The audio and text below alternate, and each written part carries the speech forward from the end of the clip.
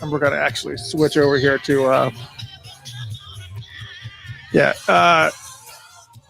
we're actually going to be loading all these songs. It's kind of all over the map, dude. It's crazy. I'm exiting all this stuff. Oh my gosh. Everybody is, yeah. What's going on, everybody? What's going on? They're on? Yeah, well, we're live, but we're kind of, I'm still loading songs. So it's just, I snoozed on this one. It's okay. I hope everybody's doing good tonight. Hello, how's everybody? Let me go over here and make sure I'm saying hello to folks. Sandra, hello, how are you? Terry, hello. Karen, hello. Donna, hello. Sheila, hello from Chicago. How's the weather up there in Chicago? Cold, I bet. Yeah, absolutely. Yeah, we're gonna switch this real quick over to our. Oh my gosh, what is going on here? Why is this not switching over to? Here we go. Hello, everybody. How you doing? All right, we're still playing music here. We're still going to be. Let's play a little bit of style. You're going to hear us talk over this particular song a little bit over on the radio station here because we want to make sure that everything is normal. And we're going to just a little pre-show for Funkatopia Live. I hope everybody's doing good tonight. If you want to participate via video, all you got to do is tune in to facebook.com/Funkatopia. That's facebook.com/Funkatopia.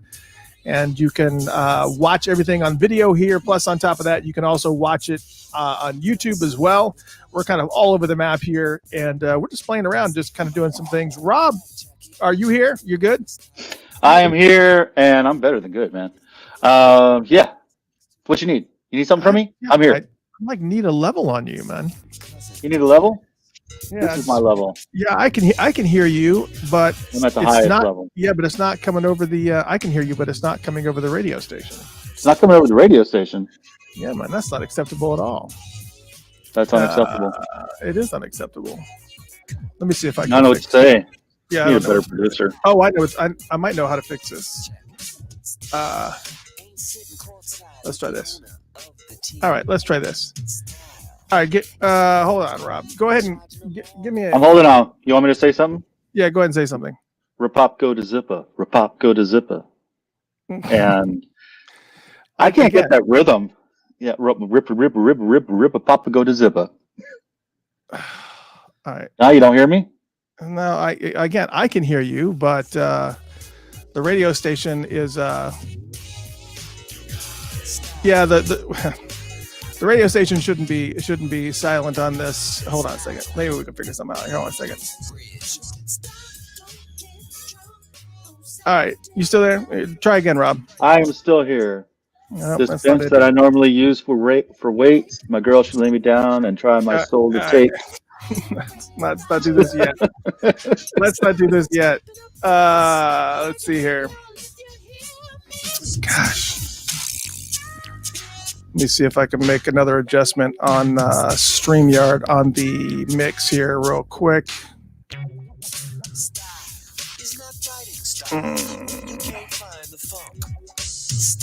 Let's try some of this here.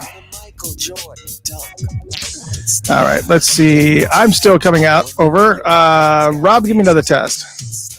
I lay me girl down on the fake lamb for it's fake, but it's still soft as what's between her. Lavender oil come from the bottle like a dew. All right. Well, I don't know what's going on. You're not coming over the radio station. That's not. This makes me friggin' nuts sometimes, man.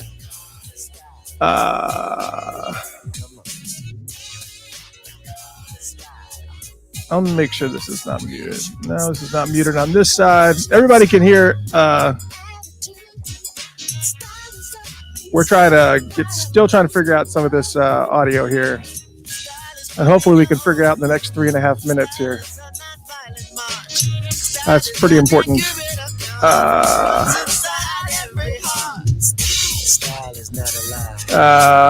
Since we got audio here, we got audio coming from here to here. Here to here. Say that again. Here to here. Yeah, see, I can hear you fine, but Here to here. Again. Here to here.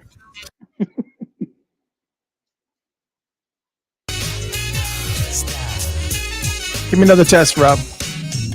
Another test, Rob. Here's another test from Rob. It's the test. It's the test from Rob. Rob's got the test. He's got the test. Giving it to you because he's the best. It's a crappy pre-show once again. It's always the radio station that causes the issue. I don't know what to tell you, baby.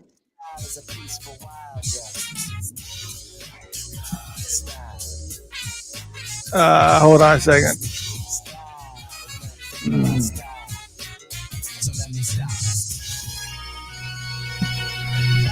Still trying to figure out all this audio stuff here. Apologies, y'all.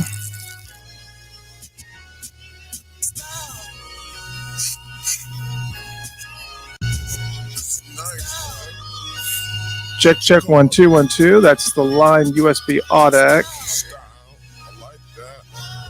All right, Rob, give me another test. Everything I want is what she does to me. She don't blush, but she's so damn free. Give me a test. Our bodies sink in a pool of sweat, the kind of love that you never forget. With you, honey, I'm the richest in the world. Don't need no money because you're my girl. Never mind. Never need money because you're my girl. You need more? Yeah, give me a Puppy little more. breath. Okay, hold on. What is going on? Where are you at? Why are you not coming through this? This does not make any sense. I got 7 hours, baby. So what you want to do?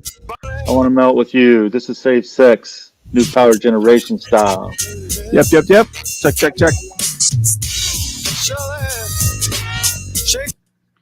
Tipping my typhoon to the bottom of your ankle chains. Slow and slippery groovy if we bathe in each other's hips. In other words, get close enough to fit.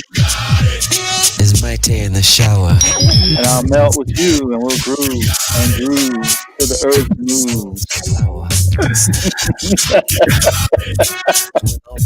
Yes, God.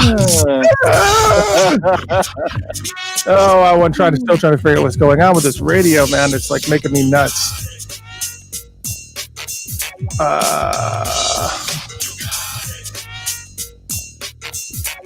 Let me see if I get anything.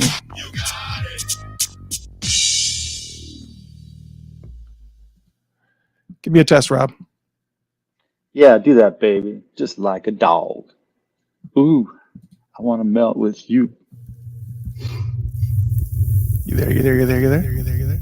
I'm here. Wow, that was nice. You gave a little echo there. Yeah, check. Cool. Yeah, that wasn't intentional, man. It was just trying to figure out what. check 1 2.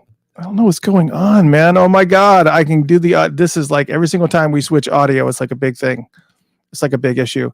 I say we make this a StreamYard only show, and I just think that's going to be it's going to be like Facebook and YouTube because I'm kind of over the whole process. Let me get online here and let's do a little pre-show action here, and then we'll just deal with these fine folks here, and just What's up, folks? God, man, I'm kind of annoyed by this whole thing, really, to be totally honest. Well, I don't know what to tell you, man. Can you see the phone? Can you, while we're in the phone, trying to get rid of the phone? What's going on, everybody? It's Mr. Chris with the Funkatopia radio show. Oh, hey. Man, I tell you what, kind of losing my mind. It's not, oh, God. Yeah, we're kind of having a little bit of a, it is what it is, dude. It's just ridiculous. I need to be able to hear you. I need to be able to, and I'm just like, it's so friggin' annoying that you're not here. Important shit. I know you got important stuff to say, man. It's just annoying. Yeah. So everybody can hear you here. Well, everybody can hear you here, I think. Can everybody on Facebook and YouTube hear Rob okay? Give me an okay that everybody can hear you guys.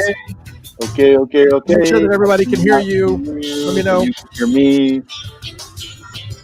Can everybody on Facebook and YouTube hear Rob okay? Everybody on Facebook and all you guys can hear? Everybody? What's going on? Wally, where'd you get those? Shall I write the alphabet or just write my name? Wally, where'd you get those sunglasses? Safford is in the house. How are you doing, brother? Lawrence Worrell, LAW from Parliament Funkadelics in the house. Hello, hello. Man, we got lots of fine folks in the house. Welcome, joining us here, and welcome one and all, Mr. Christopher with the Funkatopia Radio Show. We're having a little bit of an audio issue with, Rob, I think you had used something different. I can't remember what it was. There was something different that you used mic-wise last time we went down this road, and I can't remember what it was, but it worked, and then all of a sudden you came on. But I don't know. There was something different that you used. We had this issue before where everybody here could hear you on Facebook and YouTube, but once it got to the actual radio station itself, there was something else that was going on. Something kind of went a little bit haywire, and I don't know exactly what that was, but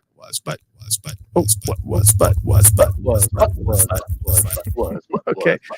Yeah, so and then when I turn on the line, I can hear myself, but it doesn't was. Yeah, so everybody can hear us on Facebook and YouTube, but on the radio station, Rob, they cannot hear you on the radio station, which is kind of bothering me quite a bit. I'm trying to figure out exactly what is going to be the fix to this particular, what's going to be the fix to this particular issue, man. And I don't know what the fix is going to be to this issue, because I want to make sure that everybody can hear you, because you've actually got, as we've talked about, you've got stuff to say. And I want you to be able to say it. And I don't know. I can say it. Yeah, I know you can say it, but I want people to be able to hear it. And every single week we have this crazy. Okay, so we use this system called StreamYard, and StreamYard is a great system because it actually allows us to be able to record it, and then at the same time, what it does is it actually pushes out the audio over to Facebook and YouTube and Twitch and all these variety of different places that you could possibly want to broadcast to. But the problem is that for whatever reason, like, you guys can hear me perfectly fine, but the audio that is coming from Rob, which is coming into the computer, is going out the computer over to the actual board. So I'm trying to like follow it from a engineering standpoint. So it's going over to the board, and you are there, and the actual show is pulling audio from the board. So there's nothing that's different there. So there shouldn't be any particular reason why, if I can hear you here, there shouldn't be any particular reason why you're not coming through. Very, very simply, it's just I don't understand. Most likely it's probably some kind of crazy button, because one of the things that's the main difference between you and I is that I'm speaking into a mic that is hooked directly to this computer, and you're coming through the actual computer itself. So I'm trying to figure out if the audio that is coming from here, maybe if I can go into the audio settings, let me switch to this. Let me see if that makes a difference at all. Give me another test, Rob. Giving you another test. Everybody on the block say it is the best. The most vital is what they say, more or less. Put my name up on my thigh. All right, let me switch to Windows Meet. Hold on a second. Let's switch to something else here. Hold on a second. Let me make sure that I don't get. All right, let me see if I'm still here. Okay, I can hear myself. What about you? All right, I can hear yourself too. Oh my gosh! Now you are like insanely loud. Yep, people have told me that before. Yeah, hold on a second.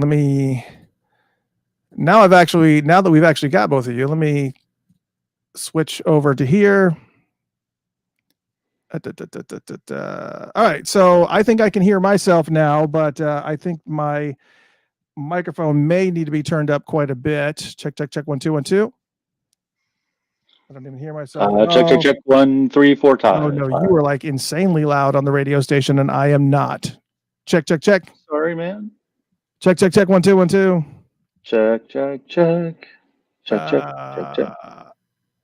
Okay, let me see if I can change this now over to my mic. This is just insane. All right, check, check, check. 1 2 1 2. I got an idea. Let's play a song and let's see if I can work something out here real quick. And let's just give me like 3 minutes to work something out. Life can be so nice, can it? Let's do that. If you can hear All us. right. Oh, there's something else that's going on here. See, why is this audio so low on?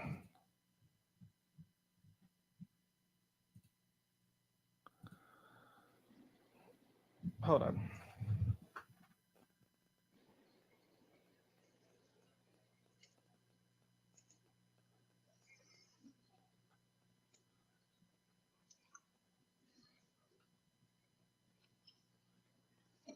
Hmm.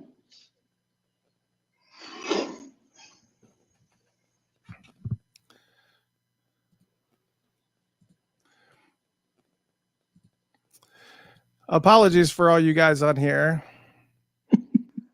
Check, check, check, 1 2. Test, test, test, 1 2. Check, check, check, 1 2. You guys can hear me fine. I can hear you too, man. I mean, you are so freaking loud. It's unreal. Sorry, Give me another test. I'm whispering. What if I whisper? Can you turn Tell down? me how you want to be done. Turn down your mic. All right, I'll give that a shot. Check, check, check, 1 2.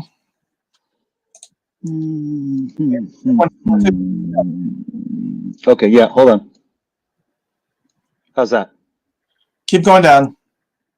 All right, going down, going way down. Check, check, check. Way down upon the Swanee River. Better? Check. Worse? Check 1 2 1 2. Check 1 2 1 2. Test, test, test. Oh, God, man. What the frig?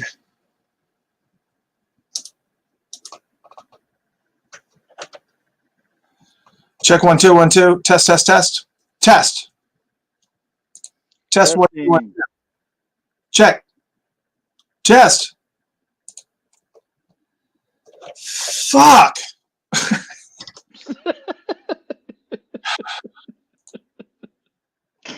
1 2 1 2. Test, test. Test 1 2 1 2. Test, test, test, test, test. Check 1 2 1 2. Check, check. 1 2 1 2. Check, check, check. 1 2 1 2. Test 1 2 1 2 1 2. Check 1 2 1 2.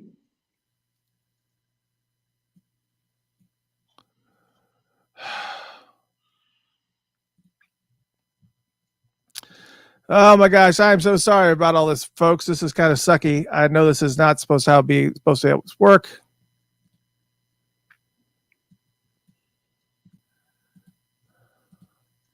Check, check. Hello, everybody. Is everybody still here? Everybody still good? Everybody can hear me fine. Rob, you still there? I am still here. And But you're not on the show. But I'm not on the show? Well, you're on the show, but you're not on the friggin'. All right. What happened? I'm just so over this whole audio process. I really am. It's just so annoying because, trying to get all this stuff up and running, and it's just a nightmare. We're supposed to be doing a show right now. We are like 11 minutes into a show, and it's just been nothing but just like total a nightmare. Total nightmare. Facebook is fine. Everybody's fine except for the radio. So I think I'm going to abandon ship on the radio and do something completely and totally different here. I may end up having to just talk about the news, and then we're just going to have to just take something else. Did you have the images ready to go for the news? Are you talking to me now? Yeah, I'm talking to you. Yes, I do. Okay. All right. So, ladies and gentlemen, I am somebody's saying, what's wrong with my voice? I don't know what's wrong with my voice, actually. Actually, I don't think anything is happening on the radio station itself. So Really? I just think everything is kind of just going nuts. Anyways, so yeah, it's kind of just nuts right now. Yeah. Oh, you're waiting for me, aren't you? I'm trying, man. I'm getting there. I know. Yeah. There we go. Yeah. So anyways, so we're going to keep on trying to do this. And whoa. Yeah, I don't think what's happening. It's just something just kind of went haywire, and I don't know how to. I just don't know how to fix it. I don't know how to fix it on the radio show. Check 1 2.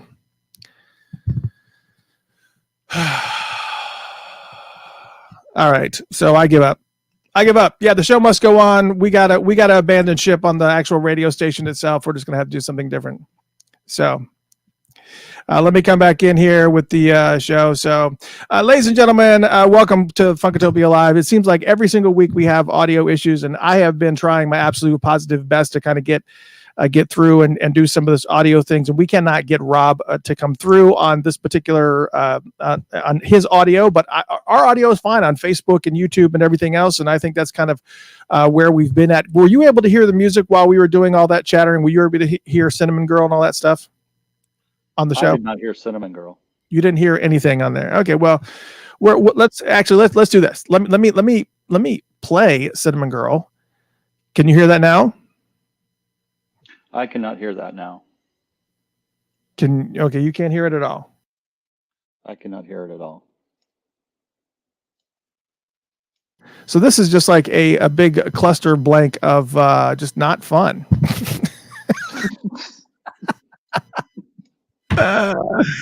Oh my God, this is just like one of those things where it's like one of those days where you just want to I don't know. You basically you want to just I don't know what needs to happen here. I really don't.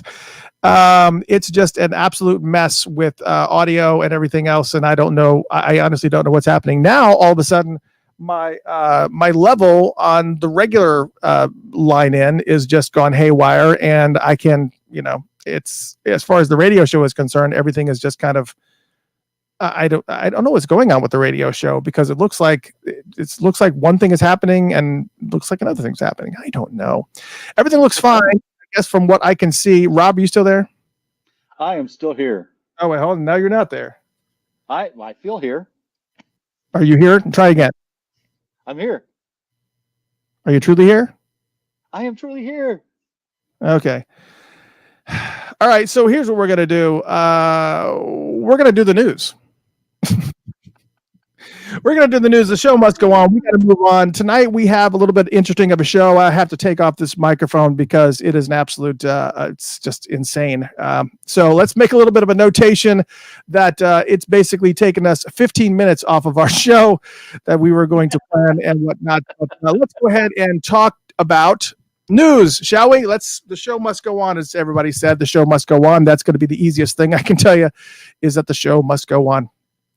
So welcome one and all to the Funkatopia radio show. Tonight we are going to be doing Prince's Dirtiest songs. That was 15 minutes of horrible radio. I'm hoping that everybody can hear us okay, or hear me okay anyways, at least, and that will be that's fine as it stands, and we will just take it as it comes. And everybody, according to Cammie, we were both on the station, so let's we're going to keep on talking. We're going to keep on working it through. Rob, if you want to do a little bit of a test and make sure that testing. Can you hear me? So what I'm going to do is I'm going to kind of keep this off to the side so I can hear you a little bit. And let's take us, because right now I'm an echo, but as long as if we can hear each other, both of us, then that's fine. We'll just take it like that.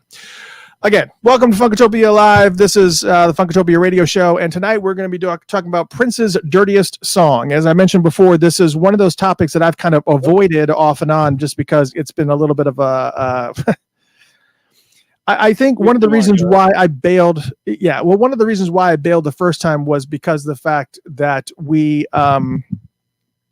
Prince changed his whole entire demeanor and everything that he wanted to stand for, and he stopped cursing from the stage starting in 2001.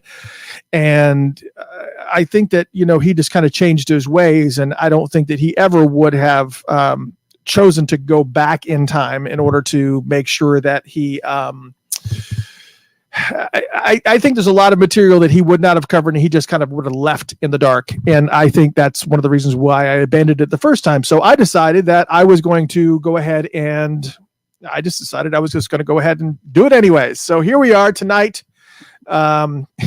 People are saying nothing's on the radio. It's up. Oh my God. I don't even want to know what's going on the radio. I really, really don't. I just don't want to know what's going on the radio show. I am looking and I'm seeing everything coming up, and it's the Mr. C Comedy Hour. Thank you very much. So anyways, we're going to talk about the news here, and we're going to do this first. So I want to get this news stuff out of the way because there's a lot of stuff to talk about. First up, one of the coolest things we actually have to talk about is that all inventory is on the Funkatopia store.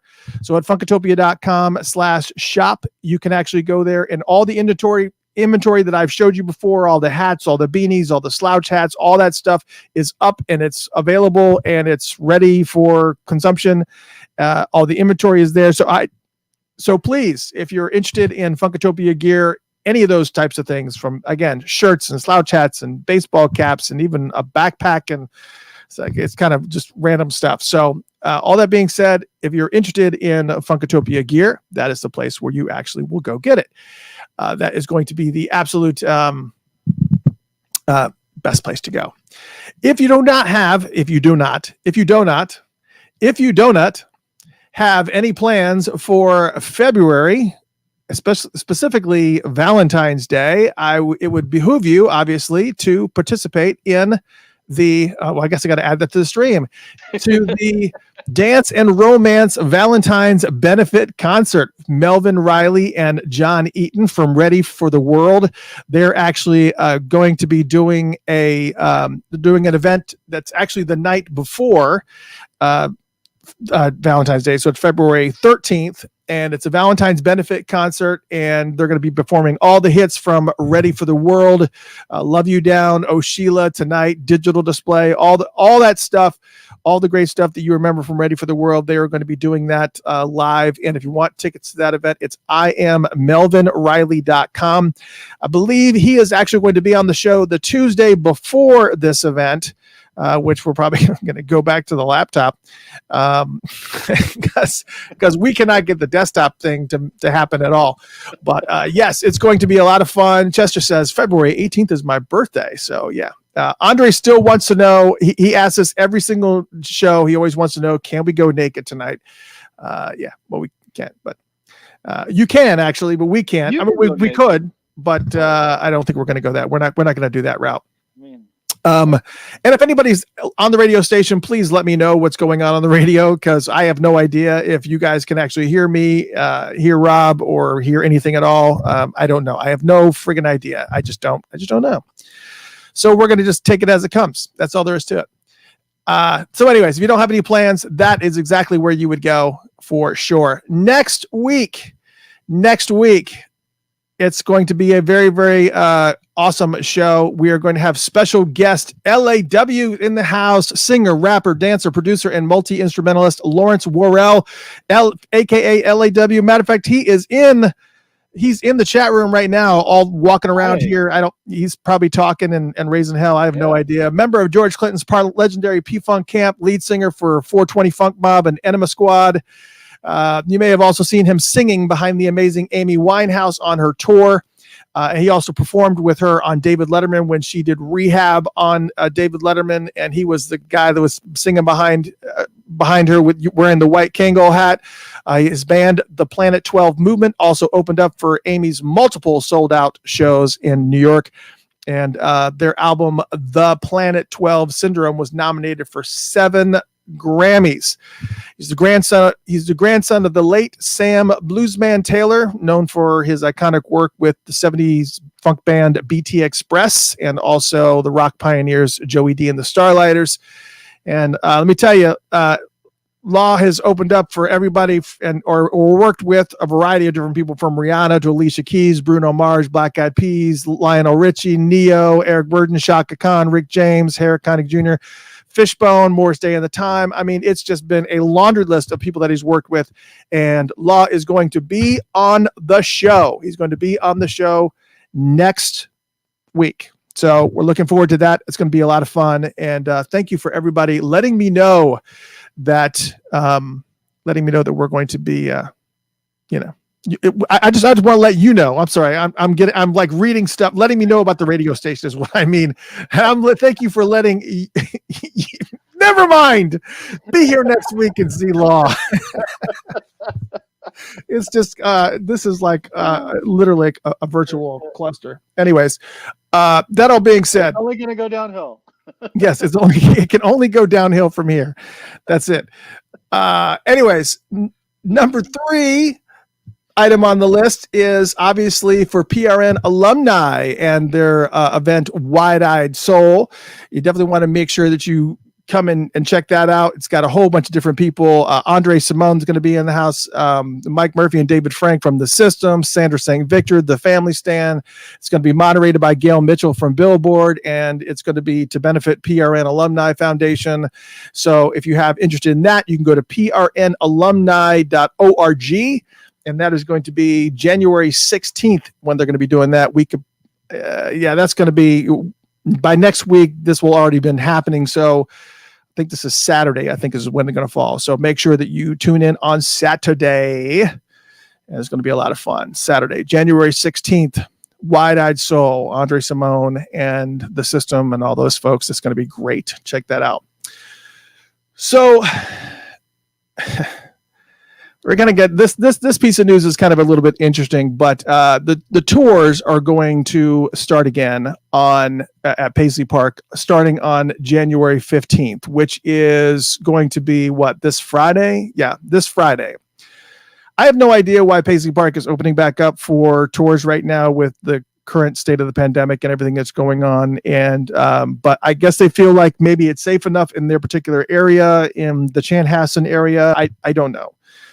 But if you're interested, you can get your tickets at paisleypark.com because they're going to be open, I think, through March. So it's January 15th through March, and you can get a 20% discount on the tours by using the code FAM2021. So FAM2021 will give you 20% off on tickets if you're interested in going and doing a tour. But here's what I can tell you. Remember that if you go to Minneapolis, please be sure to visit princecelebration.com. I just got done and actually Rob can put up a picture of that right now because basically what it is I have taken as many Prince landmarks that I'm aware of, and I know there's a bunch more in Minnesota, Minneapolis, and we've put them up on princecelebration.com. You can also get to it at celebrationtrip.com. And what's really, really cool is that it's just a map that you can plan out your day, and you can look at all the different individual things like including utility boxes that are fully wrapped with Prince types of things on them, everything from the Henderson Prince tribute and all the different murals that are around and statues. And there's just like a lot of different things. So if you go to princecelebration.com, you can actually go there, and it's an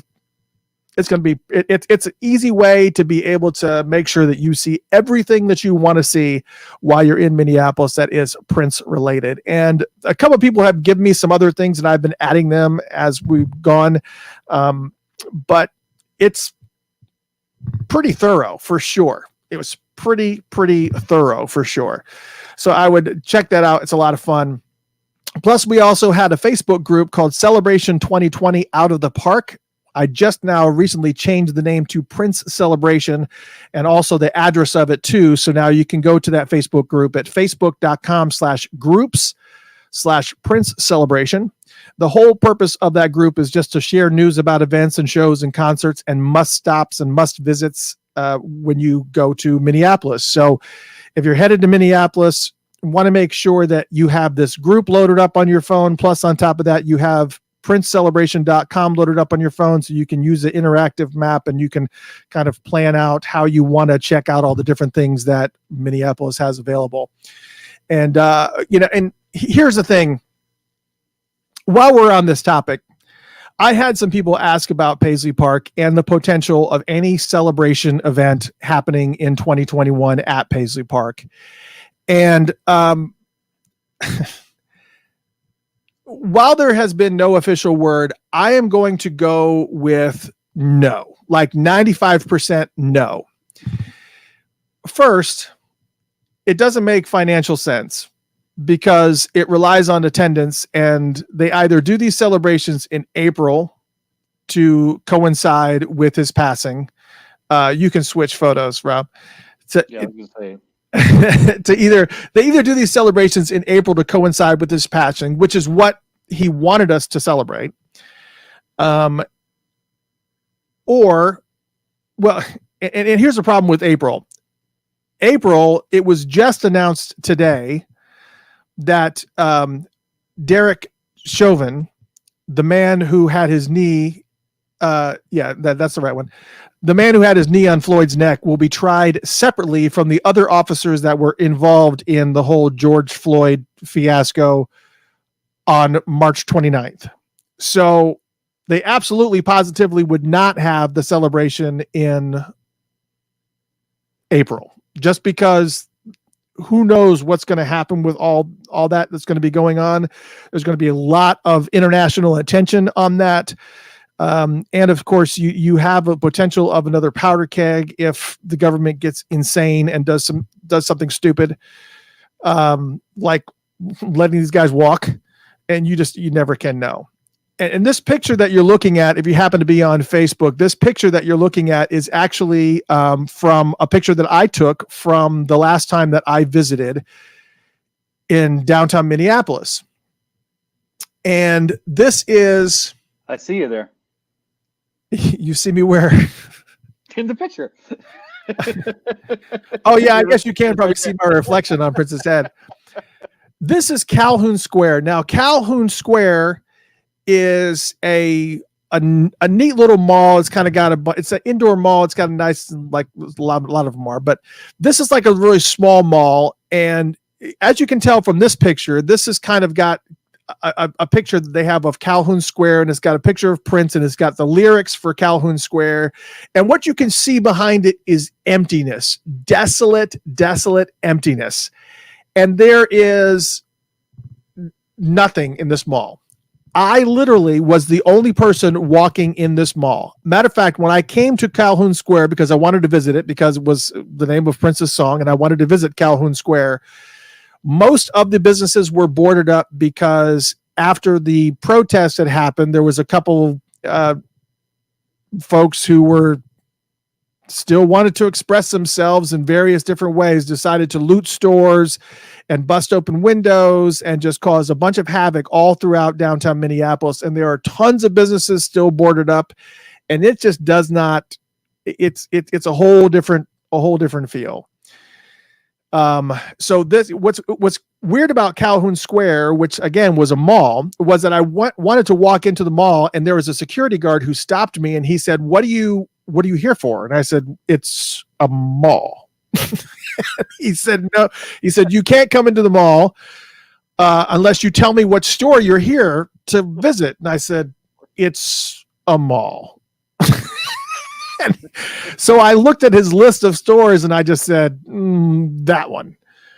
And he let me, and so he said, okay. And he made me write down my name, and he let me into the mall. And I was the only person in the mall. There's like no music playing in the mall. It was like walking into like a dead warehouse type. It was insane.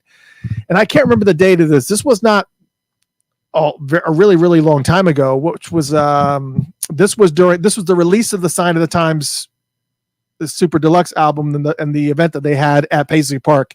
I don't remember the exact date of that. But the entire mall was shut down and empty, and there's a lot of businesses that are all shut down. So that all being said, the alternate celebration window is done in June to coincide with his birthday, which we all know that he didn't even like to recognize. But even June is too close at less than 6 months away, which does not make it easy for people to plan to come down here when they come from all over the world for this event. Because that brings us to the second part of this, which is the George Floyd case trial. We talked about the one officer that was on George Floyd's neck. He's going to be tried separately from the other officers March 29th, and the rest of the officers are going to be done on June 7th. Of all dates, June 7th is when he's going to be tried. They're going to be tried. And for those not in the know, that is Prince's birthday, June 7th. That would definitely be the week that they would want to do the celebration if they were doing the celebration. But I'm pretty confident that you do not want a bunch of tourists and people that are going to get an impression of your town and of everything that's going to be going on when you have the potential powder keg moment that could possibly go awry. Not saying one way or the other. I'm just saying that neither one of these times that they normally do the celebration is really going to be a good idea. It's just not going to be a good idea. So I can pretty much say without any hesitation that it's just the celebration is just not going to happen this year. It's just not. Minneapolis is ground zero to the whole scenario with George Floyd. And if you haven't been to Minneapolis lately since the protest, there are still businesses that are boarded up due to some of the rioters that looted businesses down there, as I mentioned before. And people were still very, very pissed about the whole situation, of course. And there was a spattering of opportunists that decided they were going to break windows and loot and stuff. But there are still, these are more pictures that I took from when I was down there of just, still there's signs still hanging on streets and people are just still very, very, very raw because it happened here in Minneapolis. And, I think there was even another scene here where I had actually taken a picture where they even had streets that were blocked, and they had all those streets blocked, and it's just a lot of everything. And this is where they actually had streets blocked, and it's just yeah. So between all this that's going on, and of course you have the pandemic that's going on, it's not a smart. It's just not a smart visit at this point in time. I think with the vaccine coming out and everything, you got to remember all the stuff that happened in downtown before these guys were even tried, and God forbid anything, these guys end up getting off or something happens. We absolutely don't want that. They absolutely have to be held accountable for their actions. But I think the Minneapolis police station was burned down, and downtown Minneapolis is not the same as uptown. It's just different. It was very, very different. It was very, very different vibe from the many times that I've been there before. It was a very, very different feel for sure. And again, the trial verdicts go haywire, Minneapolis is not going to be the place to be. So pretty confident that celebration's not going to happen. End of story. It's not going to happen. Yeah, that's kind of some more images here. Just go ahead and just keep on going. Let's one more image. Let's go. Let's talk about something interesting. That's not interesting. Let's talk about something that's a little bit lighter. Okay. Let's talk about something that's a little bit lighter. Anybody remember this movie, Ready Player One? It came out a few years back. That was a Steven Spielberg film, and it's a book by the same name. Author name is Ernest Cline. It's essentially a dystopian story set in the future where technology and online activity has taken over the world. A lot of people go online, with their Oculus or even with their gaming systems, and they can set up their avatars and they can actually converse with other people just like we do today. But in this world, in this particular time frame, whatever specific time frame this is, it's actually pretty cool because they can actually do a lot of exchange of money. It's actually it's pretty much legit like we're doing now, but it's a really cool and very, very high tech movie. And essentially everyone just puts on helmets and lives as their avatar in this alternate universe created by this legendary programmer that everyone holds in high regard and very, very reverently. And it's a cool movie and a better book for sure. A better book for sure. Yes. Yes, it's definitely a better book. It's an amazing book. However, there is a new sequel to this book called Ready Player 2. And I'm going to copy this URL because I want to make sure that you guys actually have the opportunity to be able to take advantage of this, because it's actually currently on sale right now. And why would you want this book? Well, let me tell you, it's pretty much the same storyline as far as where it's set, and you still have the same protagonist and everything. But in this book, there is actually a section of it where the players have to battle 7 different versions of Prince. I'm not kidding you. There's a whole entire section here where our hero Wade Watts in this book and there's all kinds of Prince references through here. The hero Wade Watts and his friends drive around in a little red Corvette, and they have to get to the afterworld, and the car can only be driven while they're wearing a raspberry beret, and they actually have to drive around and collect cloud guitars and gold chains in order to win the music battle. Cool. And while this seems insanely tongue-in-cheek, which it is, you have to remember that this writer is a legit author. This is not just some type of fanzine type of thing. It's very, very unusual. But the 7 princes that they must battle are from they essentially rise up out of the ground in like these clear crystal capsules or whatever, and they have to battle Purple Rain Prince, Cloud Suit Prince, like think Raspberry Beret, the Get Off Prince, the Bat Dance Prince, the Gun Microphone Prince, the Third Eye Prince, and the Gold Chain Mesh Mask Prince, which is technically the Mesh Mask Prince and the Gun Mic Prince of the same era because that's from the same photo. But there's 7 different princes that these heroes have to battle. And now one of the things you got to remember is that in these books, they don't have to have permission to do this type of thing. I see people going, did they get permission from the state to do this? No, they didn't. But if they do make a movie out of it, I would imagine this would absolutely have to be. But yeah, there's a different type of, we actually had this discussion before when we were in the bootleg discussions, we were talking about, well, you can write about anything you want in certain things. But when you start to get into a place where you're actually turn it into audio or video, and you're actually infringing upon that artist's work, that's a whole different ball game. So yeah, so these 7 princes come up through these capsules, and they've got to battle. Here's a clip, not a clip, but basically an excerpt from the book. It says, "As we spoke, 7 large glass cylinders began to rise up out of the billowing red fog, forming a wide circle around us. Each of these glass cylinders had a metal cap at the top and bottom, like a giant fuse, and standing motionless inside each of them was a different incarnation of his royal badness.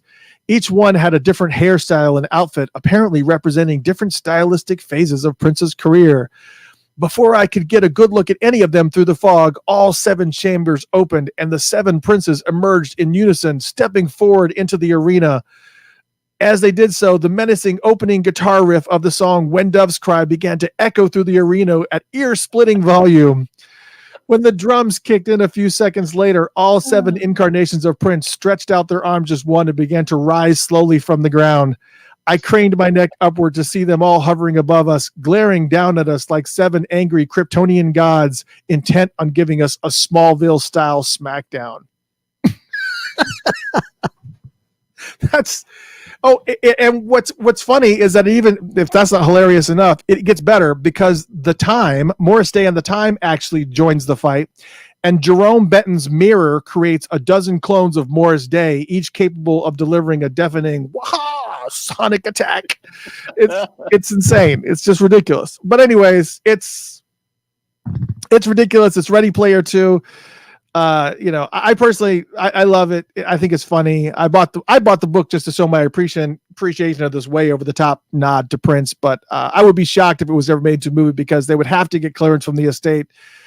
And since I guess the process would involve defeating Prince, I don't know that they would give it the okay. I just think it's funny. Anyways, they obviously didn't have to get okay for the book, but I think Prince fans should get it just to show support.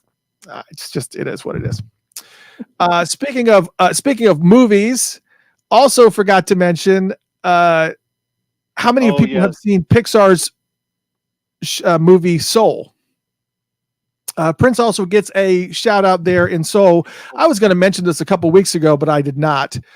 I don't know if I forgot, but for those who have not seen Soul, it's about a really jazz musician, and he happens to fall into an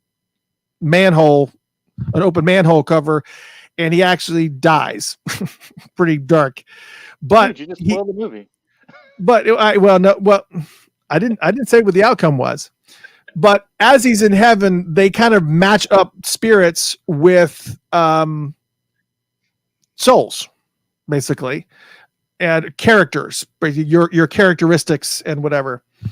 And there's this one particular character who has been matched up with a bunch of different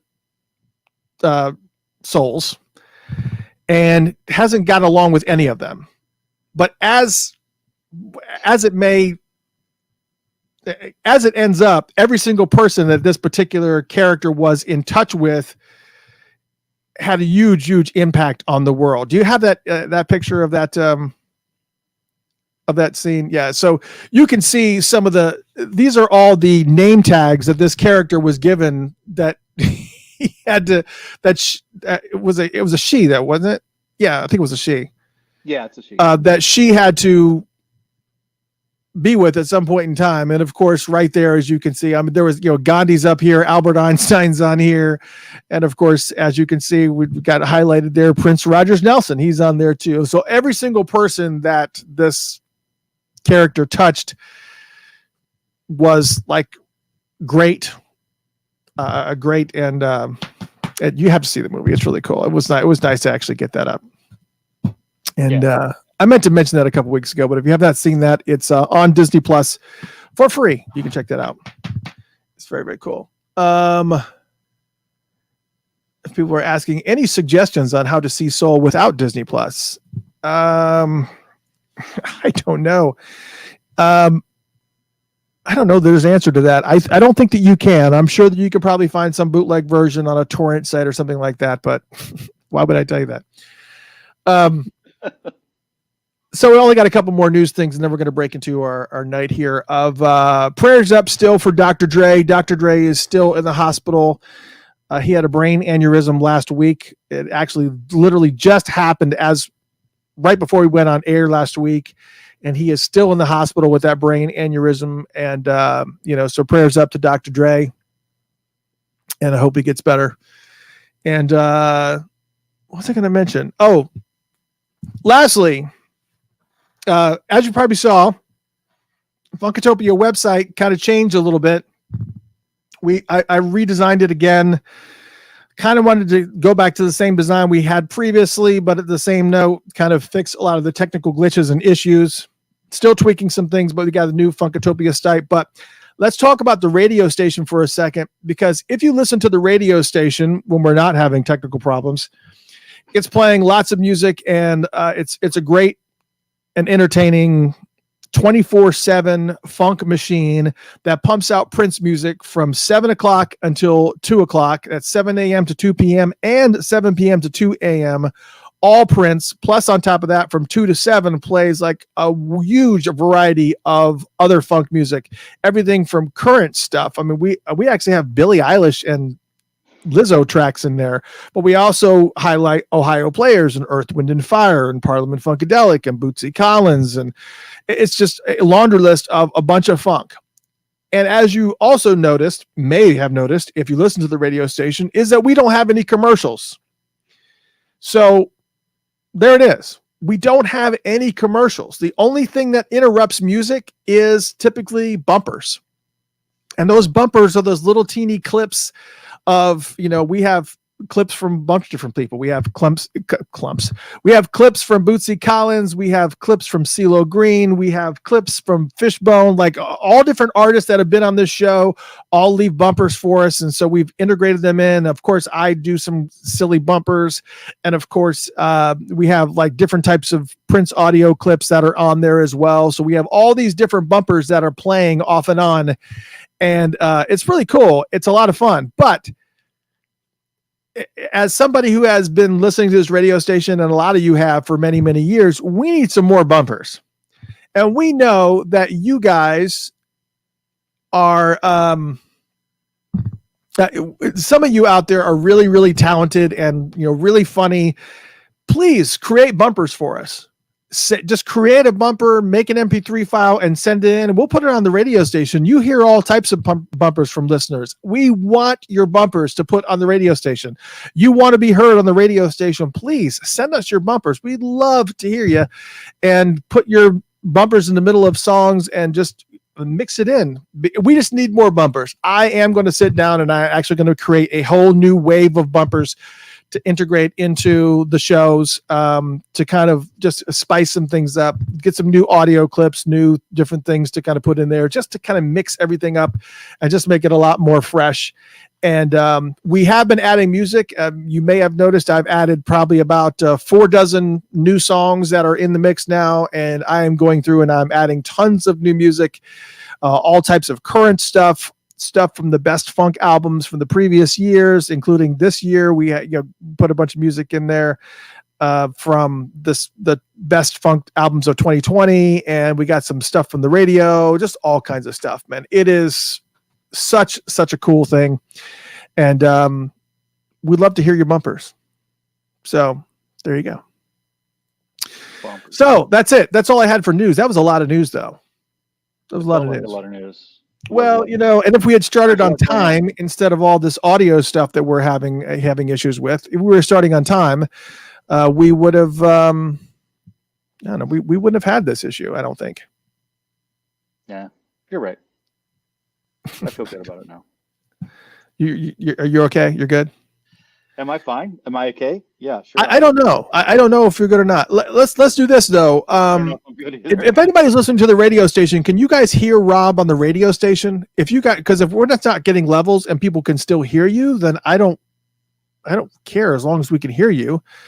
I'm just not seeing any levels, so I didn't want to. So if anybody is listening to the radio station and can hear Rob, please just send me an email, or not send me an email. Just let me know here. And let me know if you can hear Rob. But here's what's going to happen, though. Rob. Yes. Hello. Yeah. I mean, I can hear you fine.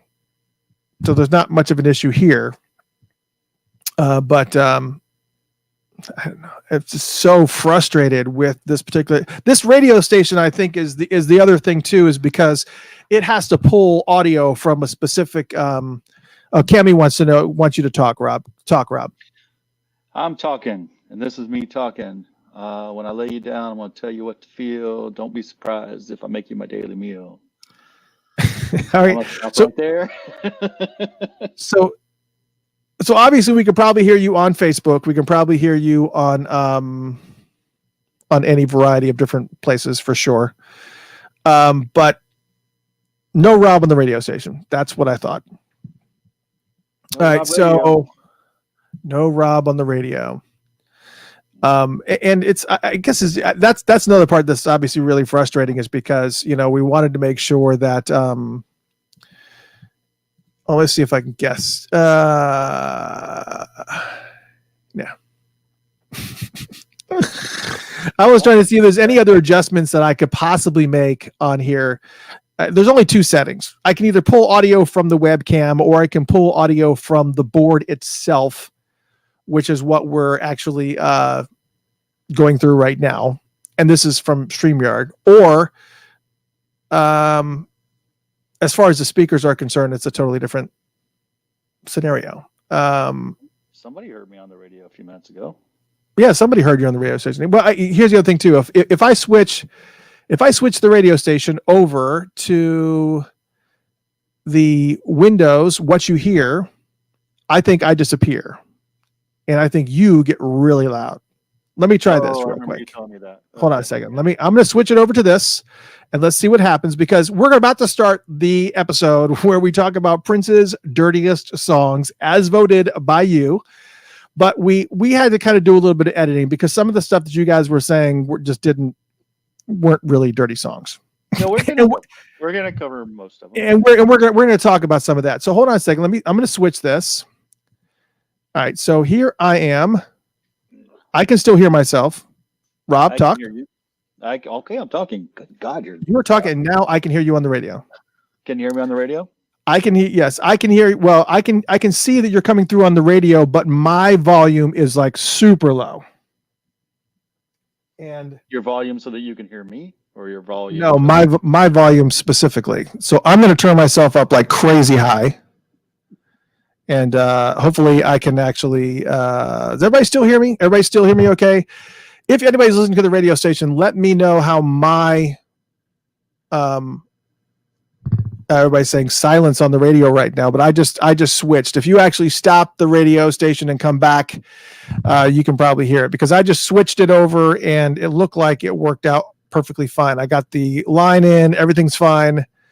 Both volumes are equal. So I guess that's fine. That's really all that we needed. Are we good? Cammy says I can hear both, but you both sound off. I don't know what that means. We're off, man. Yeah, I have a little bit of an echo in my headphones, but everybody just kind of keep giving me updates on the Terry says I'm low, and that's what I said was that I'm pretty confident that I'm really low in the mix, and I don't know that there's any fix to that,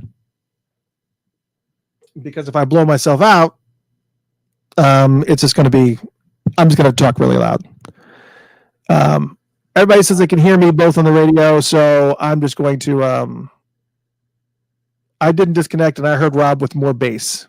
Yeah, I'm like really tinny and very much not in the mix. And I'm bass. Yes, Rob bass. There were some people that was a nickname for me. Everybody says I'm louder, so I'm all over the map here as far as this. Terry says I'm loud on here. I'm loud on here, but that's only because I'm talking really loud on the mic. So listen, Rob's going to do most of the talking on this little issue anyways. So because here's one of the things we're talking about.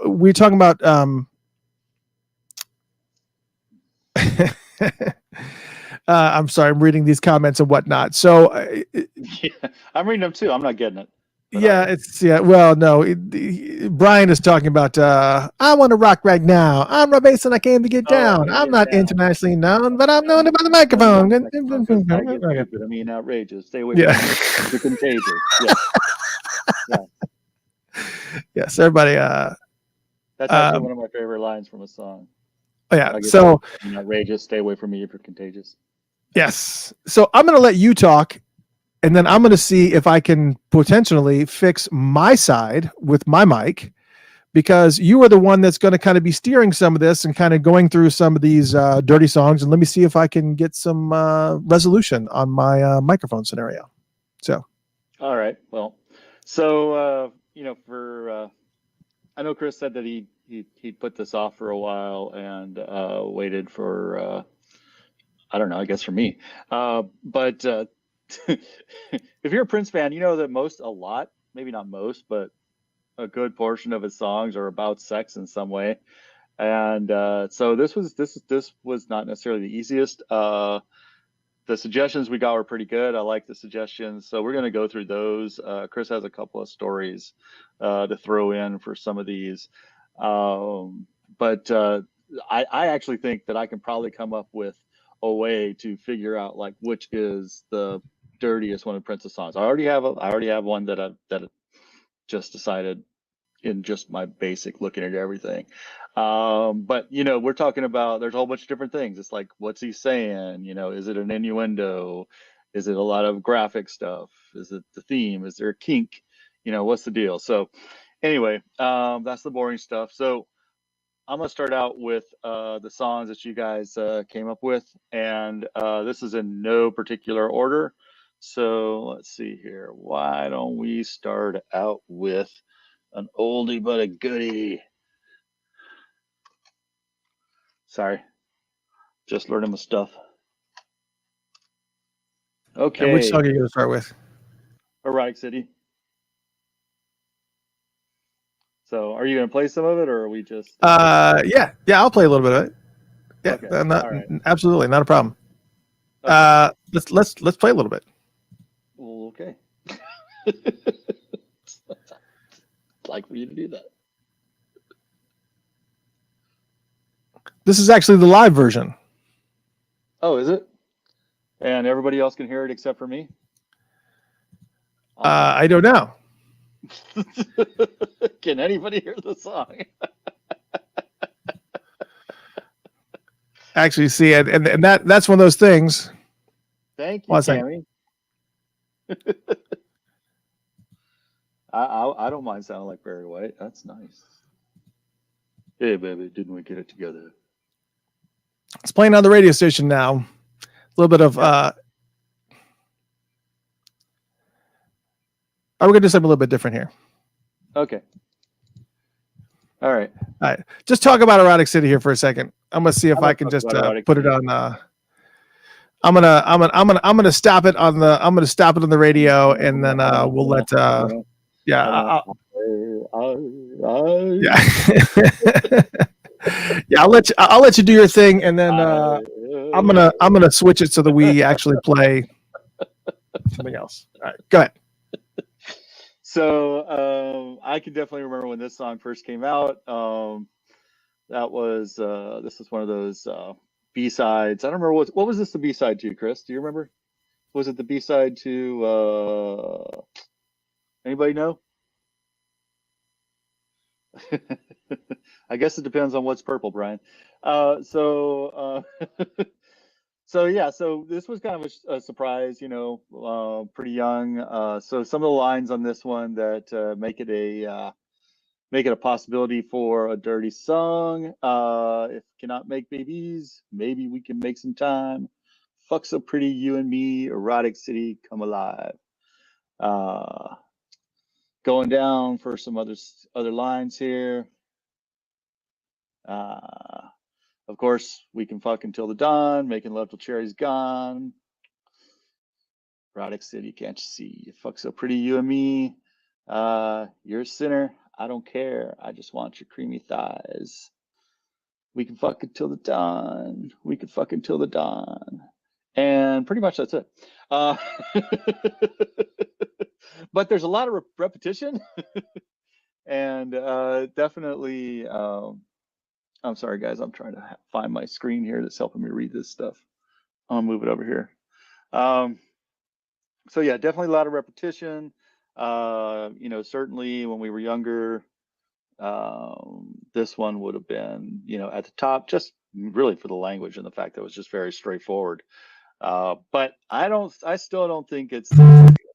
Whoa! What the hell was that?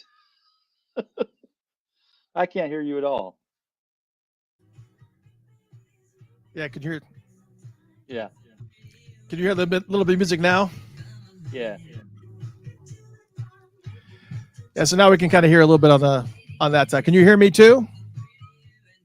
Thanks, Adriana. Can you hear me also? Yeah. So that's a little bit of Erotic City. Yeah. If anybody can hear me, okay? Still there? Can everybody hear me okay? Not at all? At all? All right, just very, very little. That's awesome. That's awesome. I tell you what, once again, abandoning ship on the radio station, and we're going to do this on Facebook and YouTube only. So just enjoy the music and take it all in, and we'll just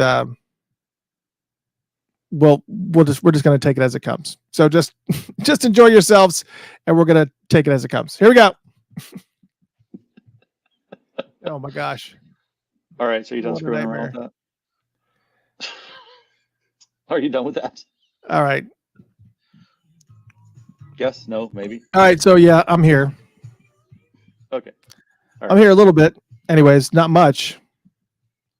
I still have like a super low volume in my thing here. So I've got to like switch everything around once again to but yeah, so Erotic City, that's actually a good choice. And I think, you know, I had said one of the things that I said that was very, very funny to me. Anyways, it was I want to switch over to the line here. Check. One of the things is that now everybody can hear me normal. Can everybody hear me normal now? Rob, can you hear me? I can hear you normal. Okay, good. You can hear me normal. So, are you hearing the music at all? Yes, I can hear the music now. Okay, yeah. So, and I can hear me echoing. Yes. So there's a little bit of that. So we're just gonna play.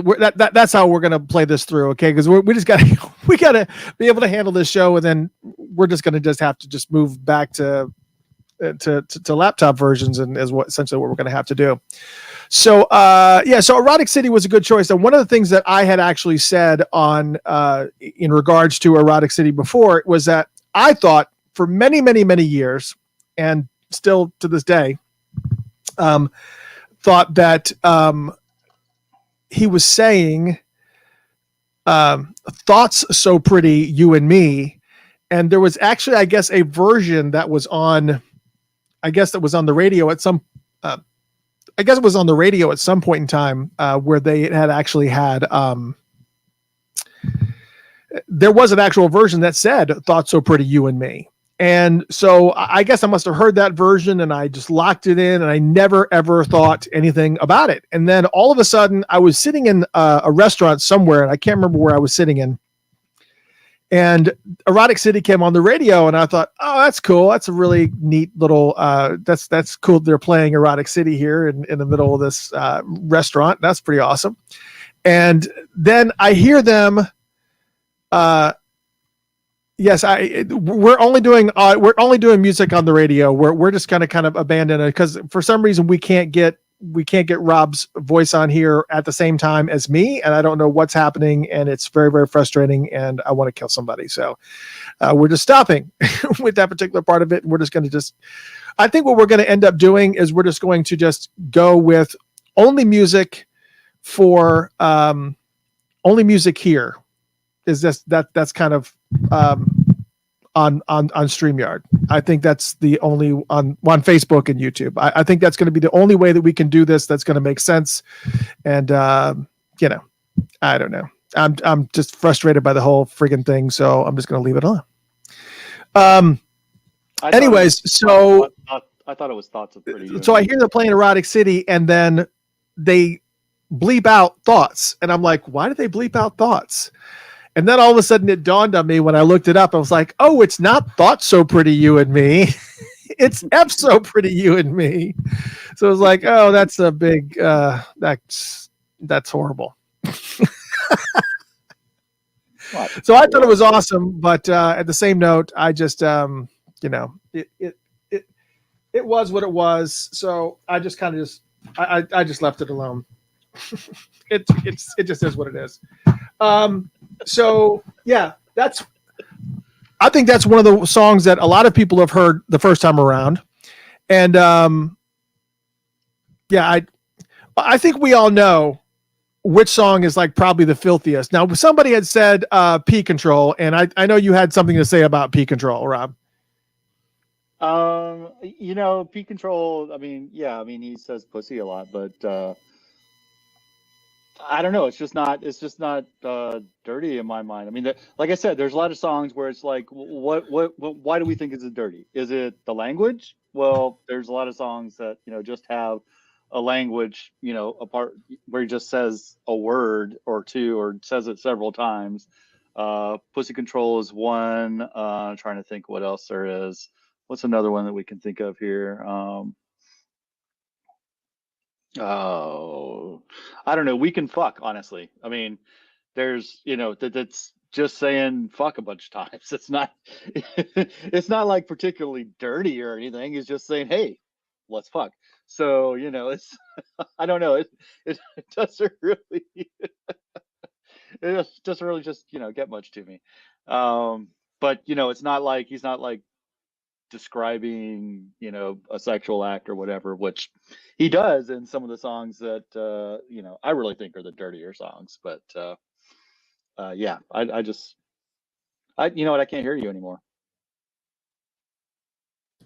Can you hear me now? Yes.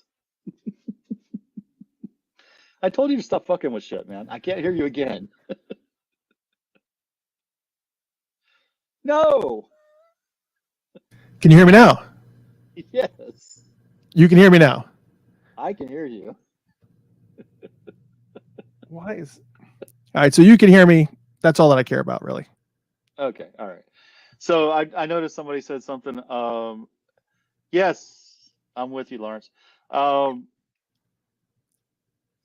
Somebody just mentioned Lady Cab Driver, and we were talking about that earlier too. Again, I don't know.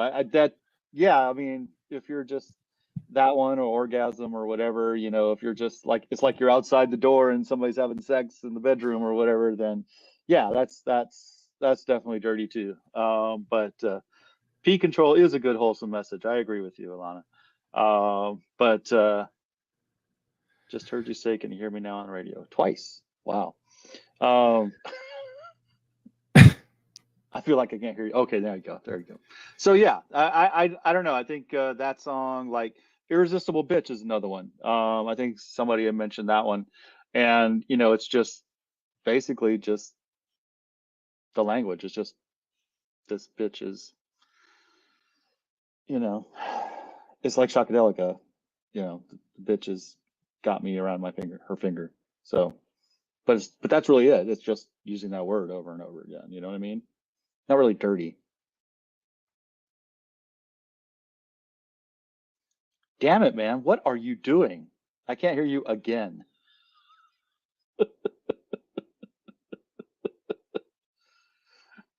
Oh, somebody's having radio problems too.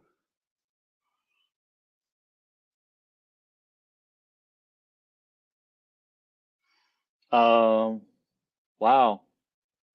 Do I need to log off and log back in? Because I can't hear you. I almost heard you.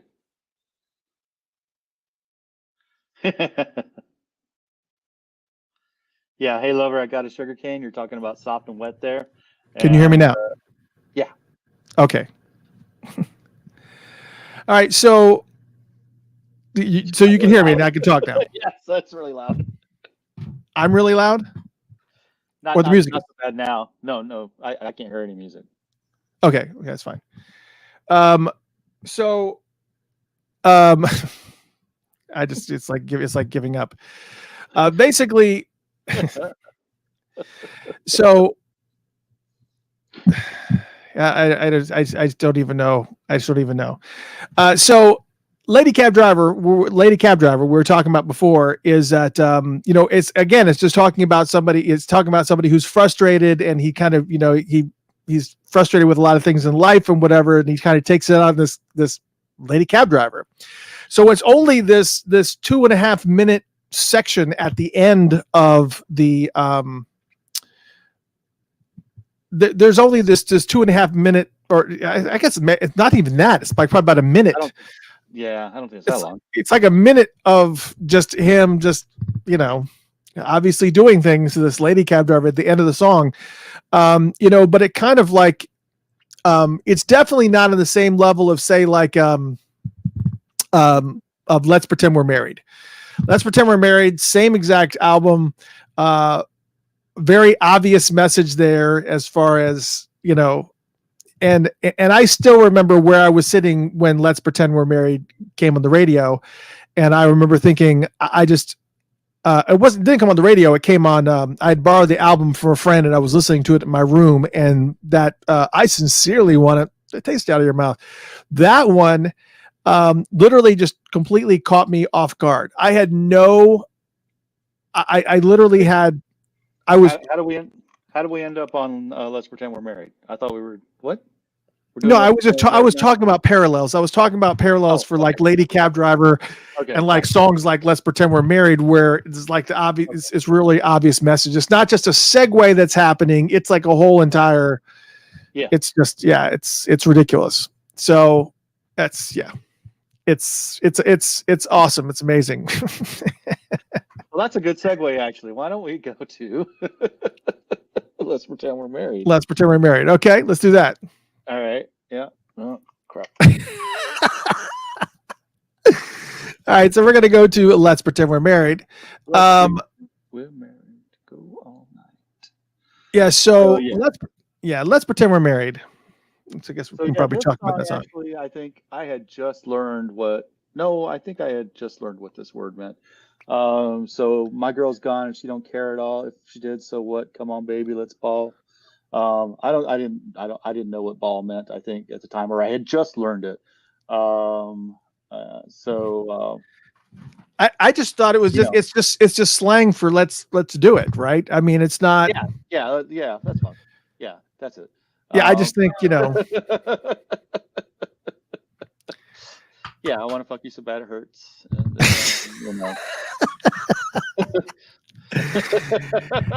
yeah, so like you said, I just think it's one of these. Can you relate? Here's probably what we can do. I'm gonna. What I'm going to do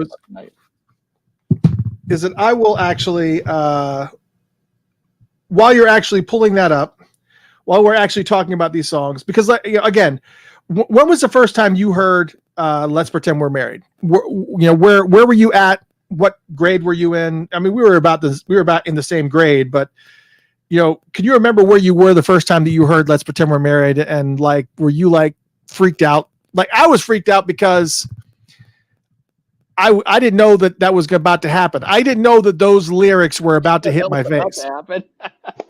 Because I was just listening to it and I was just like, yeah, let's pretend we're married. It's kind of like a kid's game. Hey, let's pretend we're married. You're the wife, I'm the husband. We're gonna cook. We're gonna have some fun. La, da, da, da. And then all of a sudden, it just went off the rails. It's the male perspective on playing house. So like, when you were a kid and, you'd be playing with your friends or whatever. And there were girls that are like, let's play house. Like, well, I don't want to play house like that. Yeah, it's I want to play house. Yeah. And then the cops come. But yeah, no, that's I don't know, what was that? 1980? Is that right? I believe so. I was looking up. I was trying to pull that up, but it was showing me the year of the remaster, which was in 2019. Oh, yeah, it's like, no, I don't want that. I need the original. Yeah. See, I definitely it didn't surprise me because 1982. 1982. Okay, all right. Yeah, it didn't surprise me because I had been introduced to Prince. First song I heard was "I Want to Be Your Lover," but the first album of his I heard was Dirty Mind. So I already knew after those songs that, Let's Pretend We're Married. Let's Pretend We're Married was just an awesome song. I mean, that's 1999 was an amazing album. Just he got really creative. I mean, he took and basically created 80s music. Yeah, he definitely went in a totally different direction. And I just kind of feel like, you can obviously hear it playing lately in the background. I just decided, screw it, I'm just going to put the music on the iPad and just play it next to it. That way Facebook can't shut us down and we won't have any issues and we can kind of hear it. Because you can hear it okay. Well, you can kind of hear it in the background a little bit. I mean, things like, excuse me, but I need a mouth like yours. It's just... I mean, that could simply be translated into just like a kiss. I mean, but we all know that he was kind of taking things, up to the next level for sure. Yeah. Until you get he kind of went into a totally different direction. And I don't know that there's any, I just don't know. I always liked how he brought free love into it with the hippies. That was nice. Yeah. Right, exactly. So yeah, I think that so we're kind of trying to figure out what Prince's dirtiest songs are at this point. Okay, so we kind of need to try to narrow it down to like a top 10. So I would say that Let's Pretend We're Married is probably right there on it. All right, so let's kind of bounce back and forth. So Let's Pretend We're Married. Erotic City qualifies. Okay, Erotic City I would think qualifies. Even though it's not really filthy dirty, it just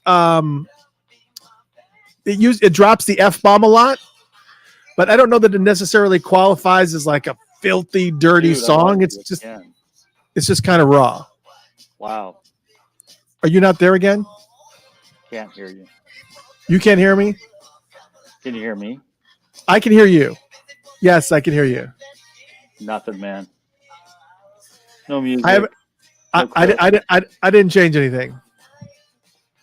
So can everybody still hear me? On the Facebook, everybody still hear me? I hope that you guys can hear me. Yeah, so yeah, everybody says they can hear us both. So you just can't hear. Everybody says they can hear us. Yeah, I can hear you fine. You just can't hear us. Yeah, I'm seeing. We just can't hear you. Now I can't. So it's me now, is what you're saying. Yes. So while we're waiting for Rob to do that part of it, let's talk for a second. I'm gonna try to log back in with my headset. Okay. Anyways, so here's the thing.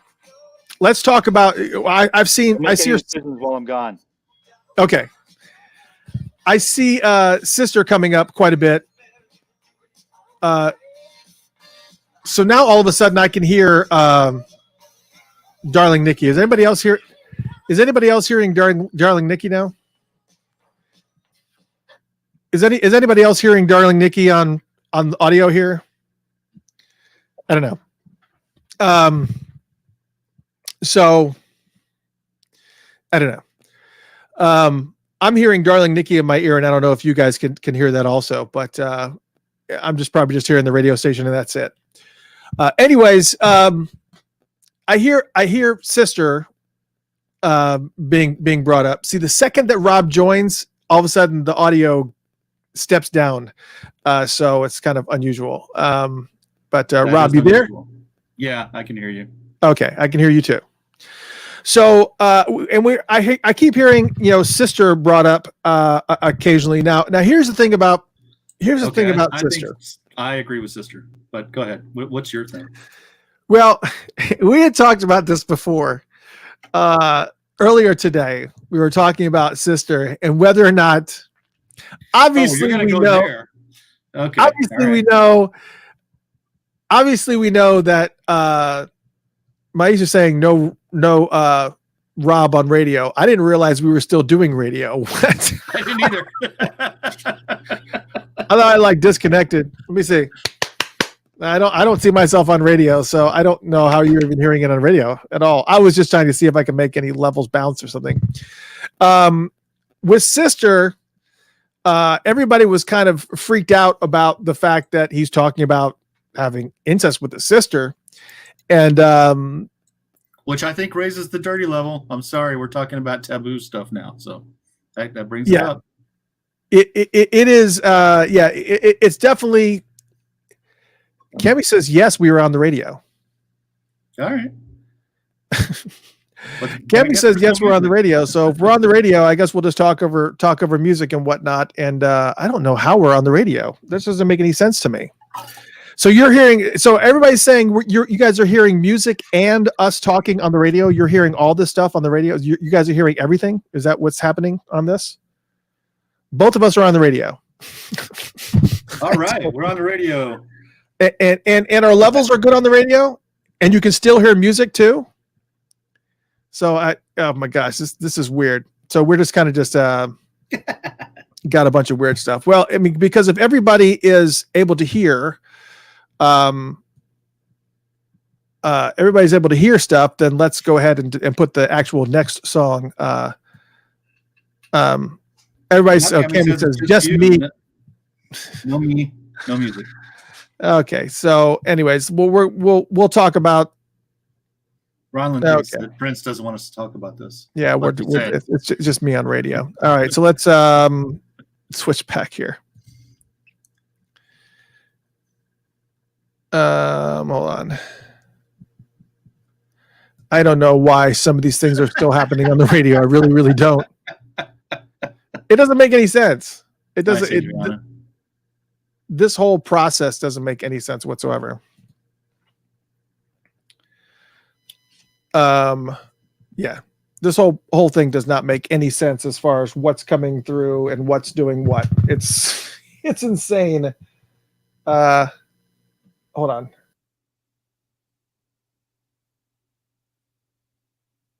I've pressed more buttons, so I'm probably disappearing. I can hear you. You guys hear me now? Do you hear me, Rob? I hear you, but you sound funny. Now I don't hear you at all. Nope. Nope. Do you hear me now? Now I hear you and I hear buzzing. Yes. You hear me and hear buzzing. What about now? No, I hear you now, weirdly enough. There's something else going on here. Yes. Something bad. Yeah, it's got to be something bad. Something bad. This is off.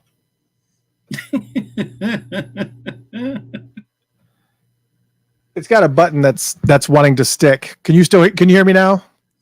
I can hear you now. Yes. Yeah, there's this button that's not. It keeps popping up. It's not staying down, which could technically be the issue to our problems. Are you shaking your head because you can't hear me now? No, I'm shaking your head because we're talking about the dirtiest songs, and everything you're saying just sounds really dirty.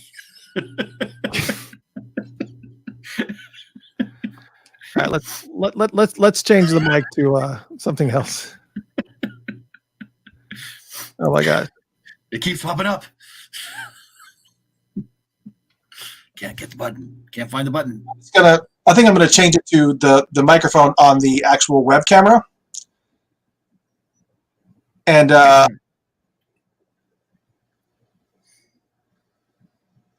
then so can you hear me now? Yeah, but you're like in a barrel. Hold on a second, let me switch you.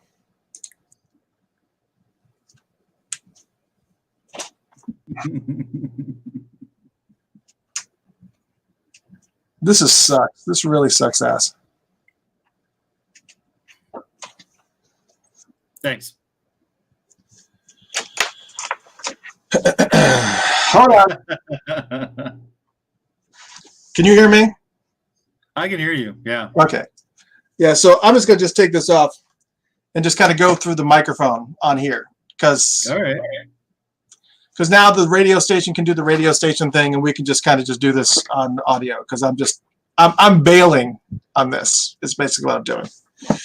I'm bailing on this, not the show, on the whole microphone setup and all this ridiculousness that is making everything completely go haywire. It's just too much. It's too much. It's too much. All right.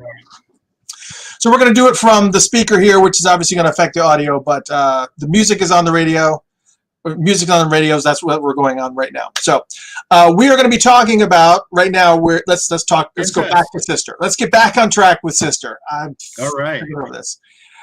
So with Sister, I think what's interesting is that we yes, it is. It's filthy because there's that taboo part of it, right? Not just that though. It's that's a big part of it. For sure, that's a big part of it. It's not just that. I mean, yes, that is a huge part of it, but it's not just that.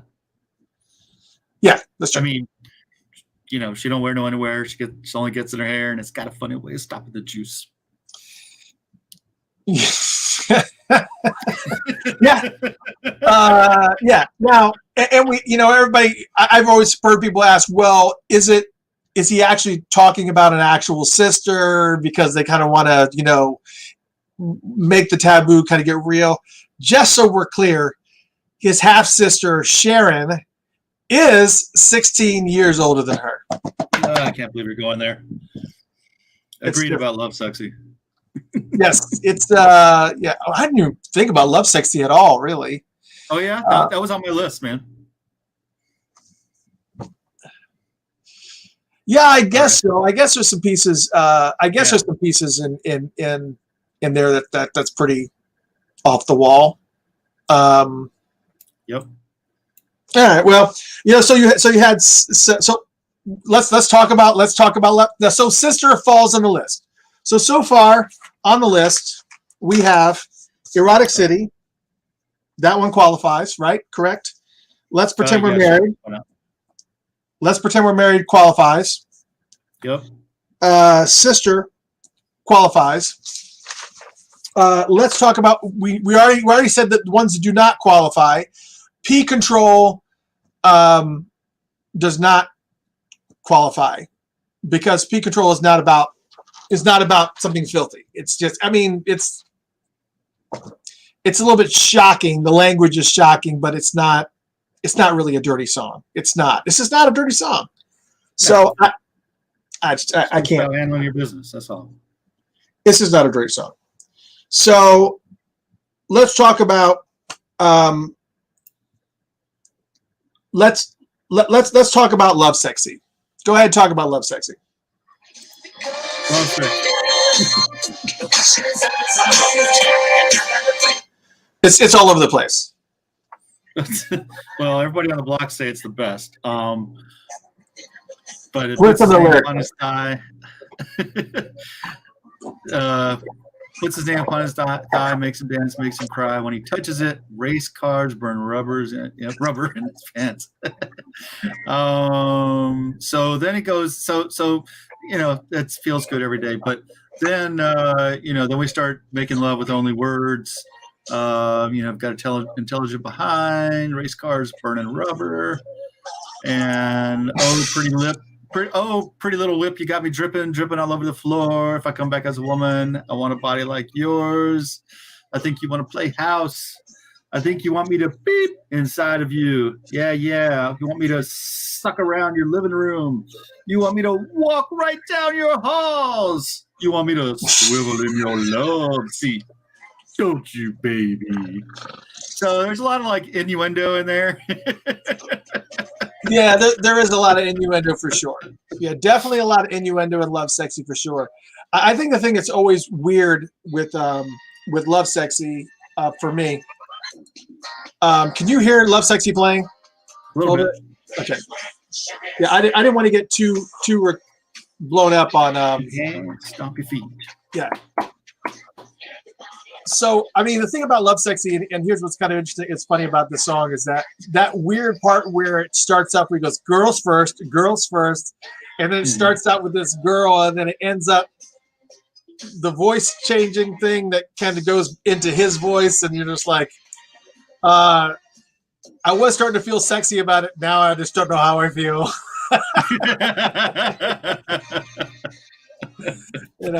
Yes, and Princess, you hear it faintly because I just wanted to do it faintly. I didn't want to do I didn't want to play it full out. Love Sexy, I guess Love Sexy would qualify now. I think it's kind of on the lower end though. To me it doesn't make the top list.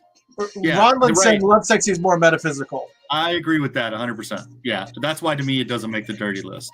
It's kind of like when Two Are in Love or I Love You and Me, there's sex involved, but it's more, like you said, metaphysical, more spiritual, more connection, that kind of thing. Which to me, I don't know.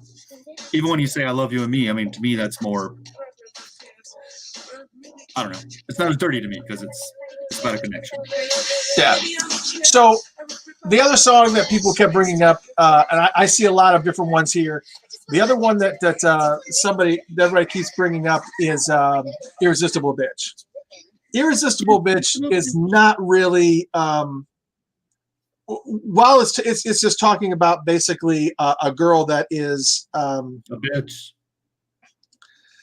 Yeah, I guess.